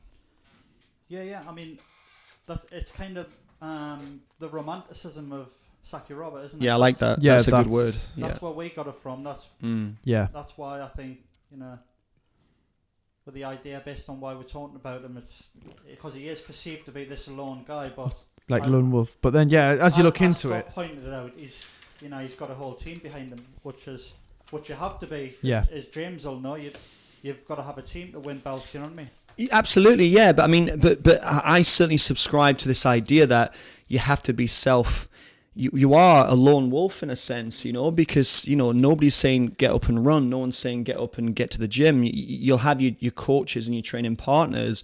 But I think that's a great idea. The romanticism of Sakuraba, the idea that, you know, he's out in his camp in you know, like in Japan somewhere, and what would you call a Japanese kind of like house or home? I don't know if there'd be a specific name for it, but you can just imagine him in there at, like, you know, 4 o'clock, the sun hasn't even risen yet, and as he steps out and, you know, slides the door out, he looks out, you know, onto this kind of, he looks out onto this kind of, you know, this, you know, I don't know, this field, or, you know, and he gets himself out, he takes off his, you know, his I don't know, would you call it like a, no, I'm visualizing it, and but it's and then he gets out and runs on his own, and he's running in, you know, down the you know, in the forests of Japan on his own, developing his own kind of, you know, physical capabilities. And whereas you imagine perhaps like the Gracie family, you know, running together, there's like 15 of the Gracies running down, and Sakuraba's in his own mind is kind of preparing him. preparing himself for war and for battle, and also the romanticism of Sakuraba, which made him such an interesting character, was his ring entrances. He'd come in with there'd be him and two other guys all dressed the same. With masks on. You didn't know which one was Sakuraba. He'd take the mask off, and that would be him. And some of the moves he did, like the double slaps to the ears and doing flips and kind of like what somebody called a baseball slide to try and get to the opponent, and he just seemed to be. Control his. Well, he must have controlled his fear so well and so effectively to be able to do what he did. Mashiach. It could be. Mashiach. Our Japanese viewers, or please forgive us for our pronunciation. Could be Mashiach House. Right. So. Interesting. So ends the not the show. You'll be happy to know it. So ends the what do we call that? It wasn't Peep XS. Combat news. No. It was crossover content. Yeah, that was our crossover. Crossover content. Scott mentioned the crossover content with Sakuraba with the wrestler. I don't think we did. Scott, have you got a wrestler and Sakuraba story? Well, just a let's do it. We don't have time. But if you do want to see that, then you can go on to when will the digital magazine be ready, Scott? End of September we're looking at. End of September. So the end of September, you can continue your Sakuraba journey with the Peep magazine, which you can find on at Peep Magazine. If you can find a Peep Magazine at Twitter, at Peep Limited. You can subscribe to us right now. Once we reach 2,000 subscribers, we'll be giving away these special prizes. You can support us as well at Patreon, at Peep Magazine. If you log on to Patreon and subscribe to Peep Magazine, we promise we won't be using that for dinners and fast cars. It'll be all churned back into the program. Perhaps a studio on the Quayside sounds exciting. We're looking for a studio on the Quayside. Cliff, can you just talk into the microphone a little bit more, just on the search for the studio? Because this is a new section we're going to have on Peep called Search for the Studio with Mr. Cliff Sainsbury. No, Cliff, we are seriously looking to move onto the Quayside. Yes. 2 cents, James? Yeah. So, an interesting move it shall be. We're looking to expand the studio. The studio is fantastic. As I say, we are coming to you live from the last 5 minutes. The centre of Newcastle. But yes, we're looking to relocate to the Quayside. Yes, we're looking for a studio space on the Quayside. If there's any businesses out there who'd like to support Peep Magazine, you can do so via Patreon. And we will be happy to cover your business on our new slot, which will be called Trade Routes, where we're going to cover local businesses, talking about how they've established themselves, their ideas on their branding, on their customer base, and expanding their customer base, and much, much more. So it's on to the. So please, Cliff, continue. Say. No, I was just going to say, if there's any businesses out there like us to visit, please get in touch. Because I've approached a couple of people the last few weeks, and no luck as of yet, but we're going to get the ball run because we have got a couple of definite offers. You're going to be amazed. You're going to be amazed by this content. I can't wait. I can't wait to produce it. It's going to be great. So we've got a lot of interest there, Cliff, from local companies and local businesses. So if you'd like to be part of that, you can get in touch with us here at Peep Magazine. So it's now time for what could in fact be, if the whole show was just to be this, you would not be disappointed, because it's fundamentally and universally the favourite section of the entire show. We get comments every week for people just saying, look, can you just get straight to this? We don't want combat news. We don't want the introduction. We don't even want your presenters. We just want this. And what do they want?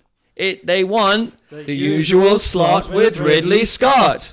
So, as you may already know, Ridley Scott, yes, that's right, the famous director, producer. He's a big producer and director of films such as Gladiator, Black Hawk Down, Blade Runner, and Alien, to name but a few. And he also directed the famous advert for Apple, which was to promote their launch of the Mac, the original Mac. 1984 advert. 84, yes, thank you. Which won, I think it won several awards, I'm not sure, I think it It was did. only shown once as well. Right, that's interesting, I didn't know that. Interesting. In the Super Bowl. Yes, of course, they That was paid to have a Super Bowl advert, yeah. That was the only time it was shown, I think. Interesting. Obviously, it's been shown on shows afterwards. Yes, but but that's interesting. So, and let's say, I mean, how long was that? That was, I don't know, 30 years ago, 40 years ago? 34 years ago. Yeah, and how much, I mean, back then, adjusting for inflation, they would have dropped, what, 50 million, 100 million to have a, you know, what, a 30-second slot on the Super Bowl? Something like that would have been a... Yeah. Where anyway, I don't want to go off key, but what I was going to say is, you know, whereas now, would you really drop that kind of money down because you'd be, you know, your social media's changed everything? Hey! Cliff's just doing a selfie, everybody. Oh, is that, I think you're videoing Yeah. that one, aren't you? Yeah, I thought you were. right. Right, so usual slot was Ridley Scott. As I say, Ridley Scott is a big fan. He does often comment and watch the show. So in respect of that, we're going to talk a little bit now. I'm literally going to read off the card on this one. So with the British Academy Television Craft Award nominations recently announced, Taboo, produced by Scott Free London and Hardy Sun and Baker, has been nominated for 6 categories honouring the best behind-the-scenes talent working in television. And they are costume design, photography and lighting, sound, special effects and graphics effects, makeup and hair, which it won. Executive producer, Ridley Scott, Tom Hardy and Stephen Knight. Stephen Knight, that rings a bell. Now, are we talking Tom Hardy, the actor? Yes. Yes. Right, and Stephen Knight, a producer. I do know Stephen. I recognise that name. I'm sure he's involved in, perhaps in the Daredevil on Netflix, the Daredevil series on Netflix. I've definitely heard that name before. Executive producer Ridley Scott, Tom Hardy and Stephen Knight tell the story of James Delaney, who returns to 1814 London after 10 years in Africa to discover that he's been left a mysterious legacy by his father. Driven to wage war on those who have wronged him, Delaney finds himself in a face-off against the East Indian Company, while playing a dangerous game between the two warring nations, Britain and America. BBC announces Taboo Series 2 for return hopefully in January. Well, it's January 2019. I've got here January 2019. No, that was part of the bit. I was going to put that in as part of the bit. But so it's long production. But you know what? We waited that long for the Blade Runner 2, didn't we, Cliff? Yes. We waited long enough for that. We waited, how many years for Blade Runner 2? 30 years, wasn't it? 32 years or something. So if you'd like to, we strongly support Ridley Scott here on the channel as he supports us. So we recommend if you can find Taboo Series 1. It may be available on iPlayer. Yeah, iPlayer. Yeah, you know, maybe perhaps BT. What's the other big one that's on? Is it not Focus Television? There's This on iPlayer. iPlayer, right? So iPlayer. Yeah. So we're going to go with iPlayer, guys. So if you'd like to support Ridley Scott, if you to log on to iPlayer, I'm sure there's a small is there a subscription or a one-off payment? Free. Well, free from the UK. Hey, listen, you can't go wrong, can you? No, you're not for free. Free on iPlayer. All you're paying for is your time, and we have to say here on Peep that your time is well spent on Ridley Scott. Is that another jingle? That's the jingle, yeah. We need to get a jingles. Right, we're coming towards the kind of the back end of the show now, so we're going to move on to Peep Excess. We have 2 parts on Peep Excess, which we'd like to talk about. So if you just give me 2 seconds. Once again, we'll just ask you to subscribe, hit that subscribe button now. So, Peep Excess. The first thing we're going to discuss is a short kind of book overview, not a book review, but a book overview. As you know, we're big fans of books, Bookie Wookies on Peep Live. Real, actual books. Do you remember these, kids? That's called a book. Yeah? I was a bit confused what that was. Yeah. But now, because Scott, just briefly, you're a fan of books on iPads and Kindles, more digital books than solid books. Because I think some people take a book and they try to use. It doesn't have to necessarily be. It's people put too much. what's the word, nostalgic kind of element on Yeah. on an object, Yeah. and they kind of use an object to personify themselves as opposed to themselves Mhm. personify themselves. Mhm. So it's kind of, you can have a bookshelf full of books that you may or may that are all classic books that you may or may not have read. Right, so it's almost like you're buying the book for the prestige or for Buying the what book for you the prestige, believe it yeah. kind of brings to you rather than And the I book think, itself. and I think people, you hang on to books. Mm. I mean, I've done it myself. I've hung on to books, and then it's just like, you never look at that book for X amount of years, and it's just taking up space. And if you live in a small space, Yeah, absolutely, like minimalization. yeah, so that's to speak. what it is, really. Yeah. It's interesting because it is from a practical perspective having the. Hey, I'm not reading. I'm not here. Can I just say something, Jake? Yeah, go for it. You've just sparked a memory there, because if John Wood's watching, which I think he is, hi John, and you're talking about library books, and there was once I walked back to the post office with John with a handful of library books which he was supposed to send back, and then see what's coming. as he was waiting in the queue. He was obviously waiting in the queue. He was at the back of the queue, and I was watching him, and he was just flicking through these books and like flicking through the books.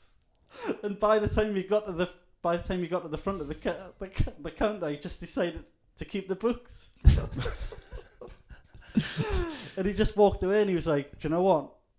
I'm gonna keep these books." So, So people do love books.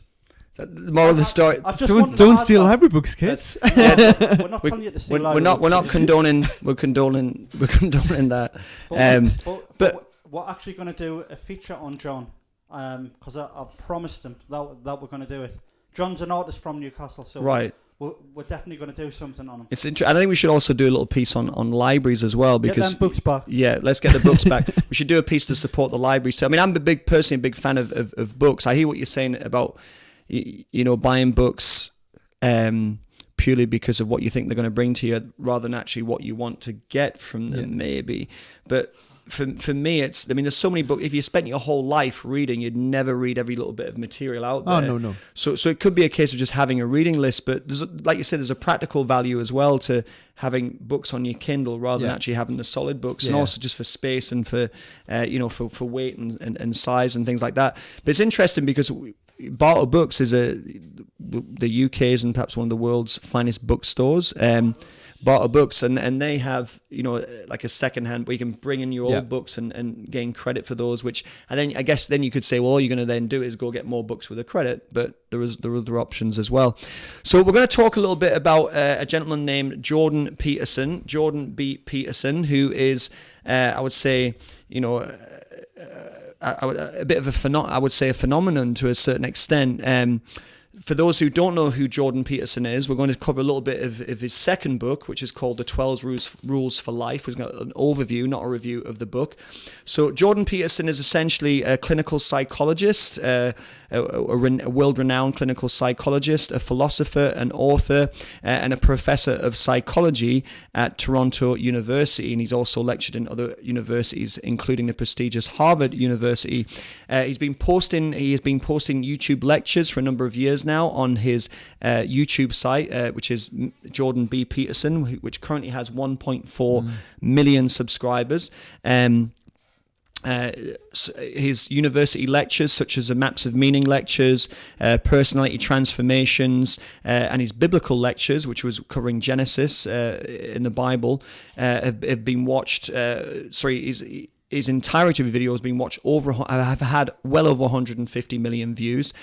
So his university lectures, as I say, have actually been put onto YouTube for you to watch and to gain incredible knowledge from, as I have. He became to the forefront of the media after he'd opposed the bill, which I believe was Bill C-67, which was a Canadian government law which compelled you to use specific speech when speaking to people who basically, depending on how they identified their gender or perhaps no gender whatsoever. Now, his issue wasn't with people deciding to necessarily to decide to name their own gender or whatever they identified with, although he said he would work that by a case-by-case basis based on what he thought their motivations were, their their reasons for that. But what he actually opposed was the fact that that speech should not be, not to say what you can't say, but to say what you have to say. Yeah. So to compel your speech, which in common law has never been known before. In the UK, it's never been known. And apparently in America, there's a law that states you cannot compel somebody's speech. So again, making it very clear, not saying what you can't say, but saying what you have to say. So he made a very, very firm stand against that, which kind of, propelled him to, to infamy, let's say. Or he was also very, very well known for the Cathy Newman interview. Cathy Newman was a British journalist who'd basically taken Jordon Peterson to task, which, to be quite honest, a fair number of journalists have want to be the guy who's taken down Jordon Peterson and have failed miserably, because what they've kind of failed to understand is, yes, they may be intelligent people, but you're dealing with a chap who's not a clinical psychologist and a professor of psychology at Harvard University, and an author. So you can't really go toe to toe simply relying on the fact that you're going to attack somebody and that you've got the, your channel behind you to do so. The Cathy Newman interview, I think, has had well over 30 million views, and she basically attacked him really relentlessly without any kind of grounding to do so, and she was in a sense ridiculed after that in interview. I'm sure she's a lovely lady, but she hadn't really thought out her stance, and when she'd said something, I'm paraphrasing, like what makes you think that you're right to offend somebody, what makes you think you have the right to offend somebody, and for a journalist to essentially ask that question when a journalist's job is to go out there and offend people. I think he fired back and to find the truth. I think on that one he fired back and said, well, you've offended me throughout this interview, so what gives you the right to offend me? Well, absolutely, yeah. I mean, what he basically said was that that's part of your job as a journalist, is to offend people. You've offended me and made me feel very uncomfortable through this whole interview, and more power to you. That's your job, to dig around and hunt and see what's out there. So if we have to, and part of that point, and one of his other fundamental points, is that if we have to live our lives without offending anybody, then how are we meant to do that? Because, again, I'm paraphrasing what he's saying, that if me and you are having a conversation, or me, you and Cliff having a conversation, and I'm not allowed to offend anybody, okay, maybe I can not offend 2 people. Then what if it's then 100 people, and then not allowed to say that? And then what if you scale it up to 1 million people, so you not have to say a single thing that 1 million people will guarantee not to be offended. So certainly he came into popularity for that. His known meme is "Clean Your Room," where he basically talks about how that for a person should first of all essentially look at themselves and take care of themselves and strengthen themselves and speak truth within themselves, before you then go out and try and do that to other people. That if you make yourself essentially a better person, and then you can help to make those people around you, your family, better, then your community, and then it can spread out, rather than perhaps leaving university and say, right, I'm going to change the world, I'm going to rip down the governments, when you haven't you're not even literally able to clean your own room. And it's also, it's from a what do you call it, a meta level, that cleaning your room. If you look at feng shui, for instance, and if your room's a mess, you're a mess. Yeah. If your room's a mess, you're a mess. If your clothes are a mess, you're a mess. Your mind's a mess. So by having your room clean, and by presenting yourself out to the world as a kind of a coordinated figure, then you're going to be able to speak clearer and more soundly and more thoughtfully. And I think that's essentially what he's trying to say. He's currently traveling around. One of the many things that he's trying to say. He's currently traveling the world on an intense lecture tour. When I say intense, he has so many dates, a relentless amount of dates. 6,000 people, I believe, turned up for his debate with Sam Harris recently. Yep. And he's just constantly in demand. He's particularly looked at by young males who are looking for kind of, I suppose, in a sense, an authority or a father figure to try and guide them in these kind of, troubled times, let's say, where you're given, self-esteem boosting, you're fine as you are. Well, great, so I feel terrible and I'm fine to feel terrible, so how am I supposed to get out of that?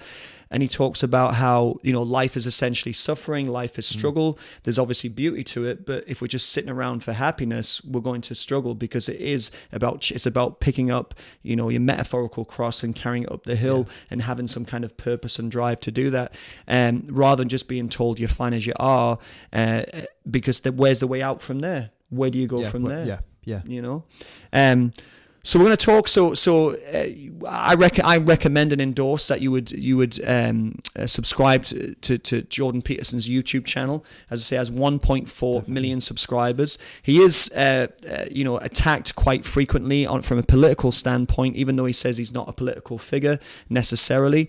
He does have tremendous issue with the extreme left wing, left wing political views, with the idea that we should tear down hierarchies. They're the problem. Capitalism problem. I think it's more that he's against that totalitarianism. Absolutely, either yeah. Be left or right. Absolutely. Well, following on from that, he's not against the left wing. He's against the extreme left wing, just as much as against the extreme right wing.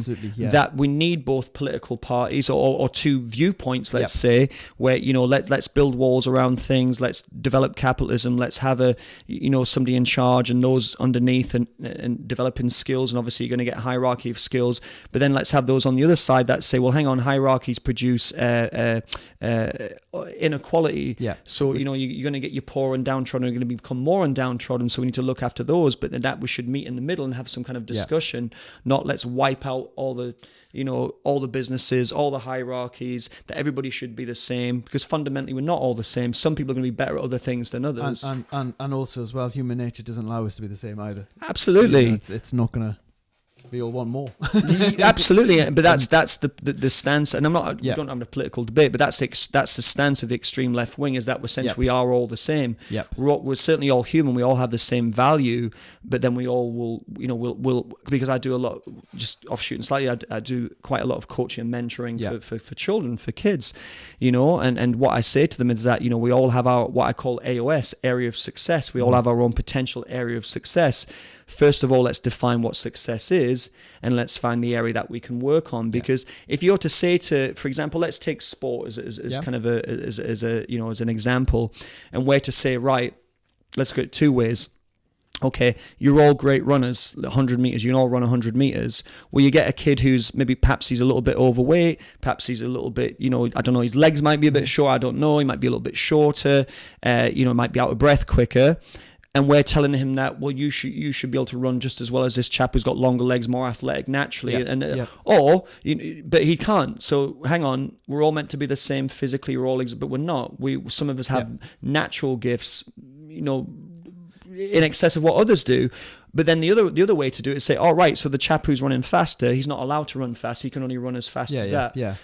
How's that going to work? There is a natural hierarchy that's going to develop in any in any pursuit, and it's not just relevant in sport. It's relevant in business. It's relevant in relationships. It's relevant in trees. It's relevant in nature. It's relevant in the animal kingdom. It's relevant if I hadn't already said that, in business. The Pareto effect, who was a 1908 economist, and what he essentially found was that he was a gardener as well. 80% of his, I think it was something like, I could be wrong. It's paraphrasing, but it's essentially, the point is correct, that 80% of his pea pods, 20% of them produced 80% of the peas, and the idea is that 20% of employees will do to 80% of the work, and that and it's like the 1% rule. Is like 1% of the people on the planet have 99% of the wealth, and if you go into that 1% of those have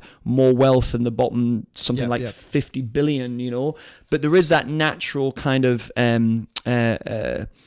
gathering of resources to individuals or to certain animals are going to have greater talents than other, and going to recoup more of the resources than other, and that's just a natural way of things. It's also called the Matthew Law, which is something like, to who has much more will be given, to who has less more than will be taken away.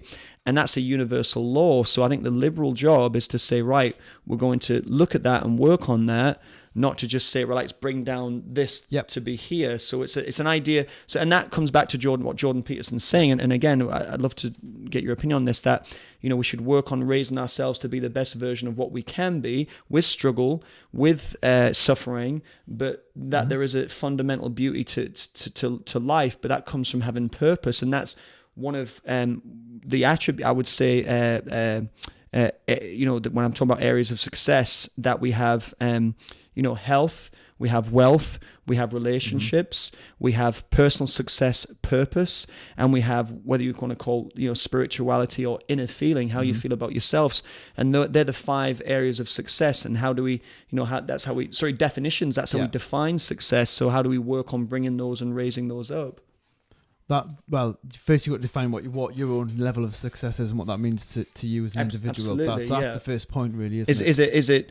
Is it going to be wealth that's going to denote success? Is it going to be health? Is it going to be relationships? Is it what? And then where are you going to point that? Yeah, and you've got to. It's finding what's is the correct way for you to do, not what I think as an individual, not what society dictates that you should be doing. Yes, as a social construct. Yeah. But I think you absolutely agree with that, and I think that the other thing I talk about is regards. That was definitions of success. With areas of success, I break it into 4 categories. I talk about business, professional, I talk about entertainment, and I talk about sport. There's others, and in business that would be starting your own business, starting up your own YouTube channel. Professional would be becoming a teacher or a doctor, a lawyer, etc. Entertainment, that could be becoming a video game player, a game, video game, player, a game player or game reviewer, etc. And then sport would be, professional sport or coaching or something like that. Cliff's just thrown in a reference that no one will get apart from me. Yeah, I missed that. So it's about finding your own kind of your own structure and following that right through. And on that note, I'm actually we're going to expand on this a little bit in a future episode, because we've actually got another part to cover. So what I'm going to do today is just look at one of the rules for life. So the book is called 12 Rules for Life, An Antidote to Chaos by Jordon Peterson. Please do. I've read this book cover to cover. Actually, this is my book. I bought another book, which I've given to my cousin, Scott Watling, and I will give this one away as well. Yep.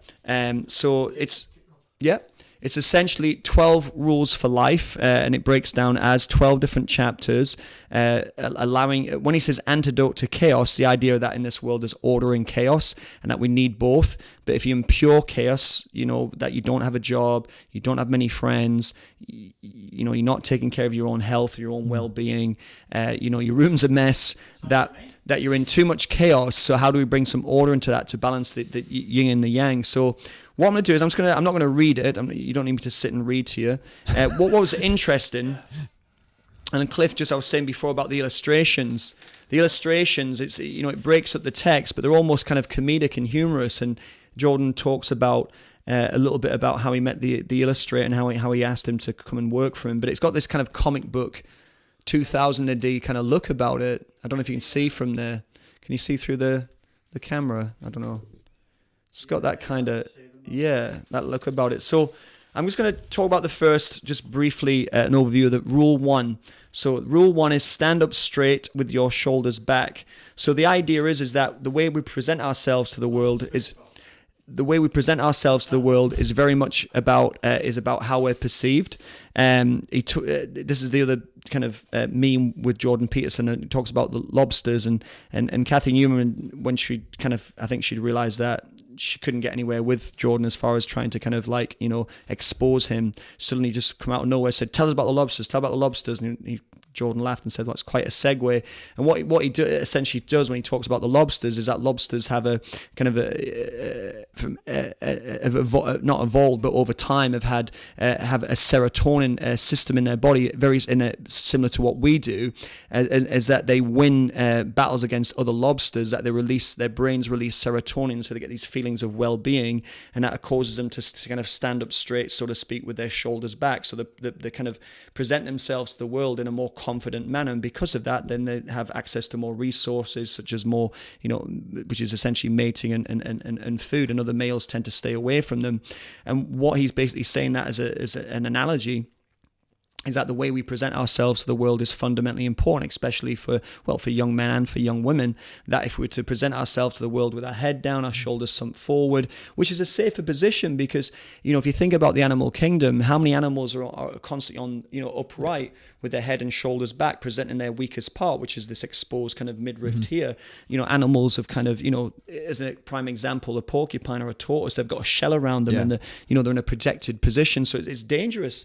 it's potentially dangerous, and it's exposing yourself to potential danger, I should say, by standing up with your head up and your shoulders back. But the way that's then kind of interpreted by people is that you have confidence and that you have awareness, and that perhaps you're somebody to be respected.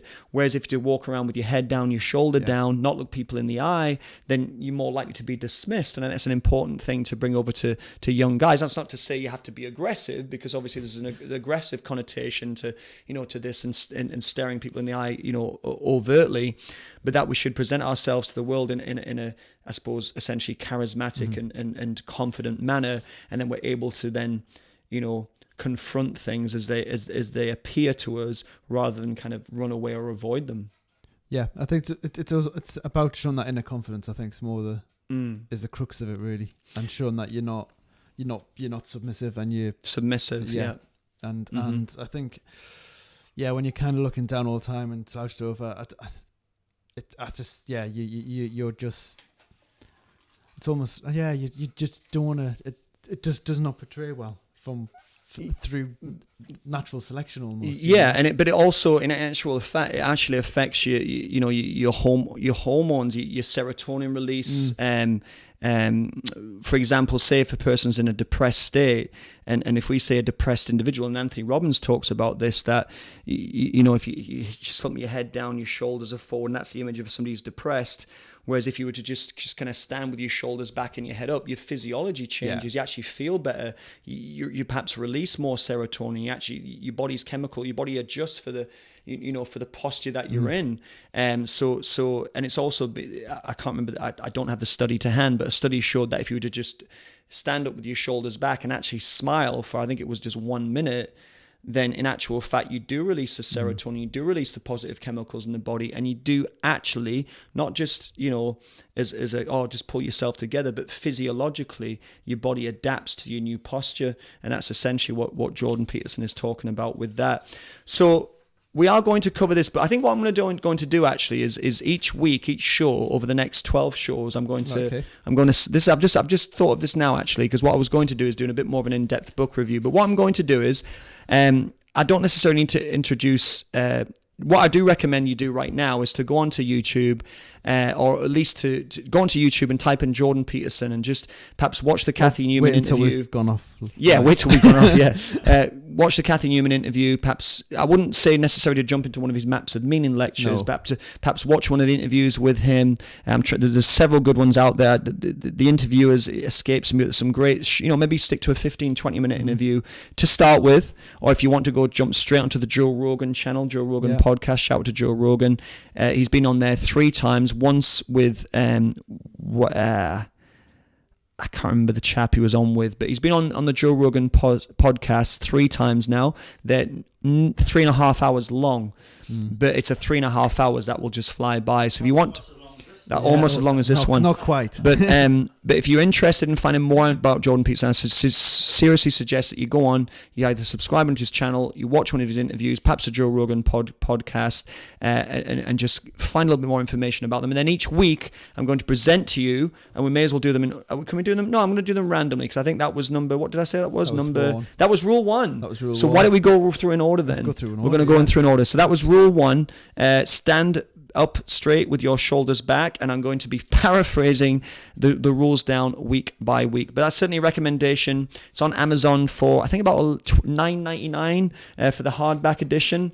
I'd certainly recommend supporting your local bookshop. I picked a copy up for I think £8.49 in Cliff Barter Books, which I give to my cousin in mint condition. The world's greatest bookstore. Or you can go to your library. And here's a secret, guys. Don't share this with everybody. If you go to the library and you give them either an ISBN number, which is essentially a number that's on the back, every book has an ISBN number to kind of log the book, or the title, and ask and request it, by law, they have to go get you a copy. Or at least by their law. You hear that, John?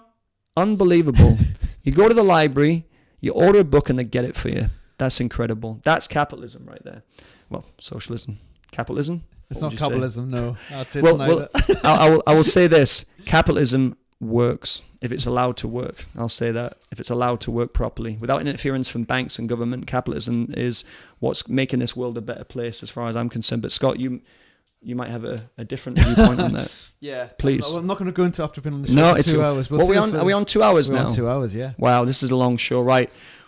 Right, so we're going to finish off with this, guys. We're going to finish off with this, which is our Peep Excess. So we're going to talk a little bit very quickly, for those who are still with us, on Halloween.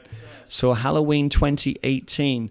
So Halloween is a well-known horror and slasher movie that was released back in, referring to my notes, 1978, directed by John Carpenter, starring Jamie Lee Curtis, Donald Pleasance, and Nick Castle.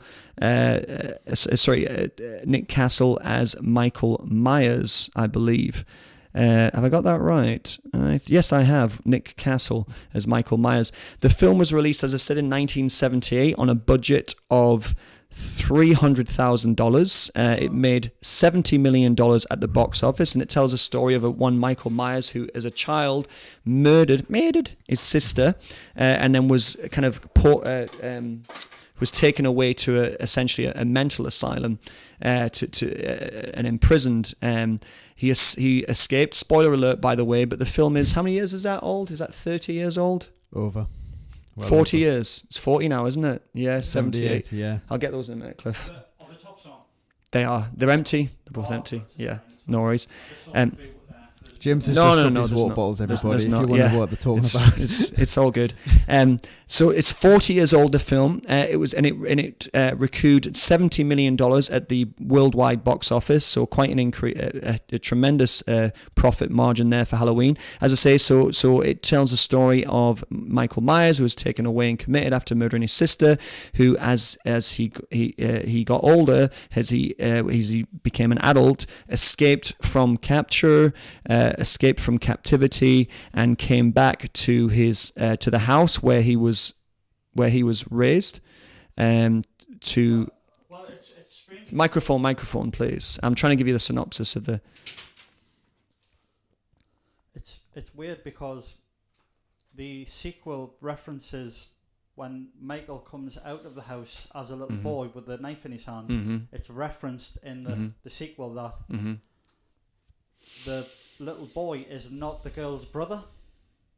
Right. Does that make any sense? It does. Because the film lends you to believe there's a teenager getting a makeup on or whatever in the room, and then this little boy comes in the room, and then he Stabs her. He stabs the. Spoiler alert.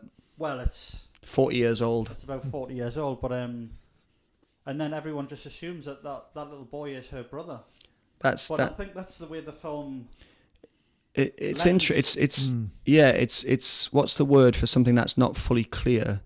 It's a little bit vague in that. Yeah. But he comes back as a grown man after he's escaped from captivity, chased down by the detective played by Donald Pleasance. He comes back to his original home, where obviously new owners have kind of taken over, and stalks the town, murdering teenagers one by one. How many teenagers? Not many. No. Not many. Not really many. But it's the way the film was. It has become a cult classic, but the way it's directed is building tension. You think you see Michael Myers, you don't. Jamie Lee Curtis plays the main kind of is the star of the film. She plays the main kind of protagonist, and you just see her being stalked down. But what's interesting with the film is it starts in the day. It's Halloween, and then it turns to night, and the tension starts to mount and build. And several people are. I think there's a scene where a teenage boy's or a young man is killed, and then the boyfriend, and then the girlfriend goes in the room thinking it's the boyfriend, and it's actually Michael Myers with a like a ghost costume on a sheet, or like a sheet over his head, like a ghost costume, because that's what the boyfriend had been wearing. And then she goes up to talk to him, and then turns around. Obviously, Michael Myers gets up and kills her. So.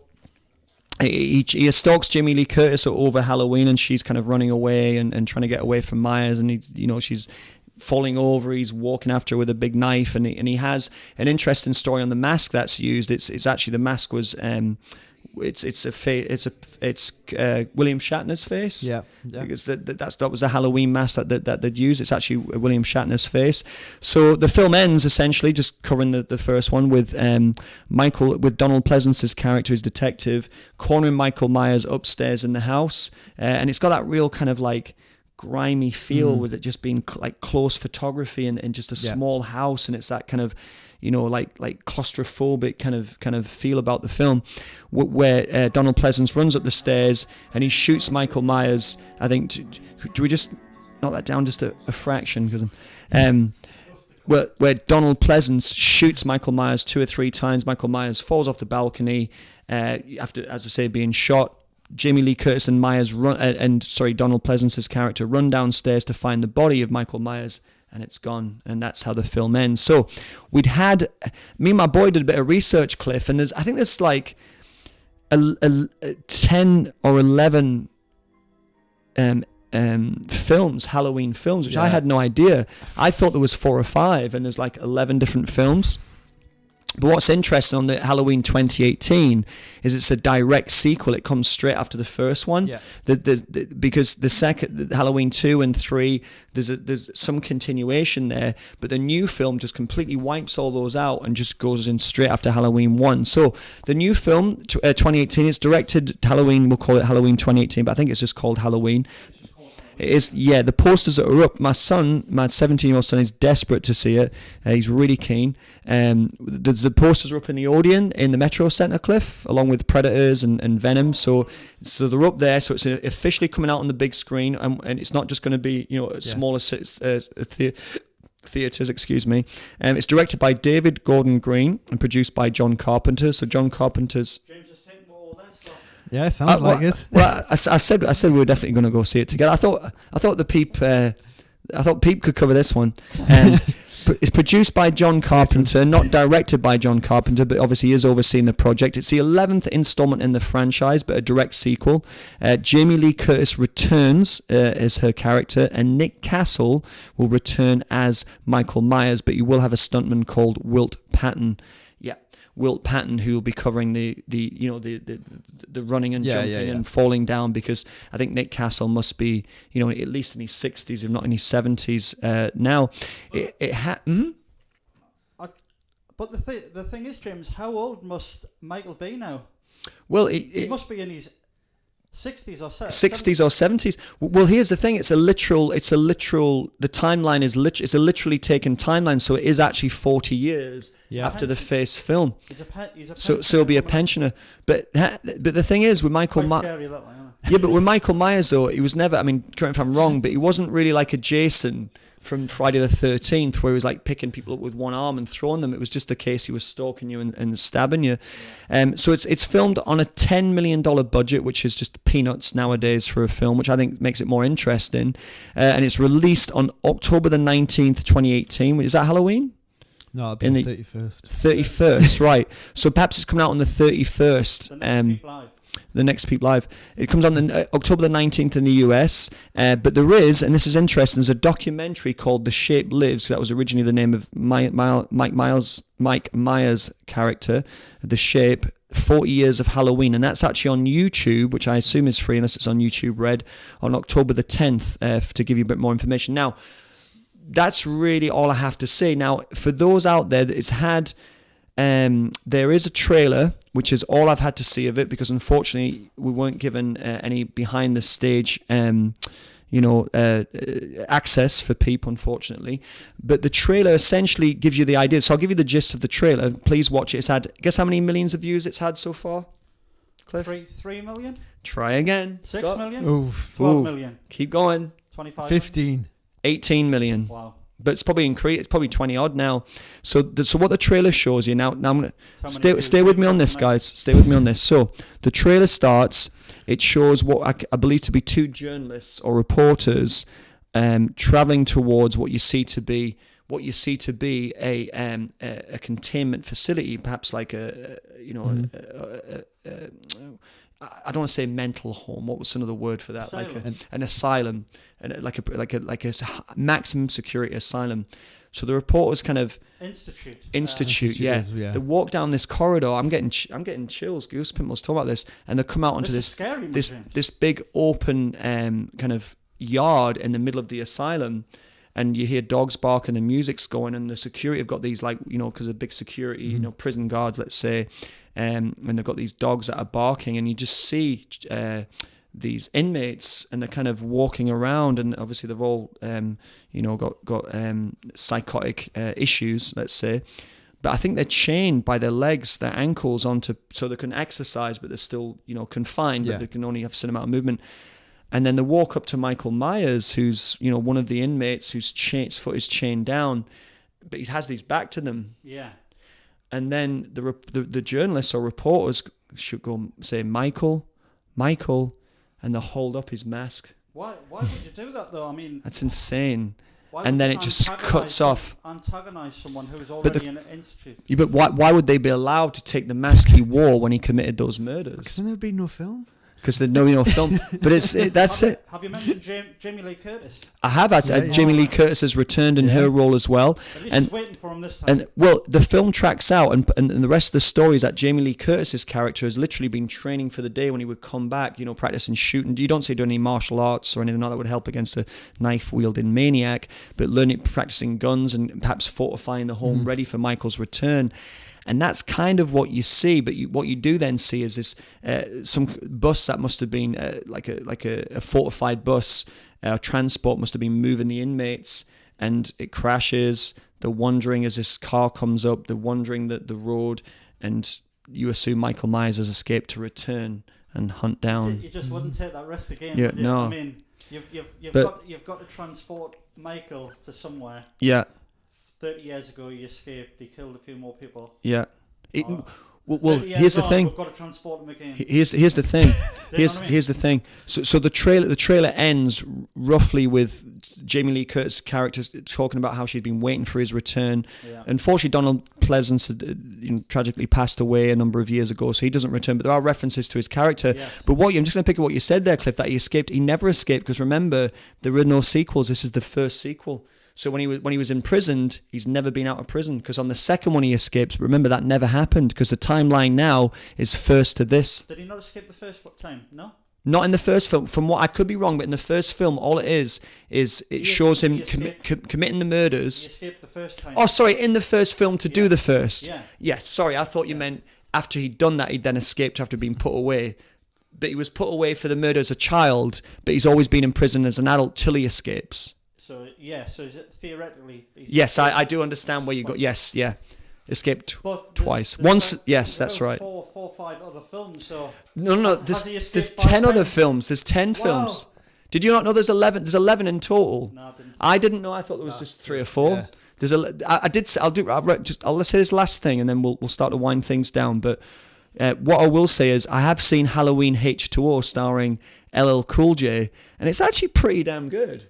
Jamie Lee Curtis is in it as well, and it's actually it's an official Halloween sequel. It's probably the 9th one, but it's guys, it's Cliff, watch it for me. It's not bad. No, it's good.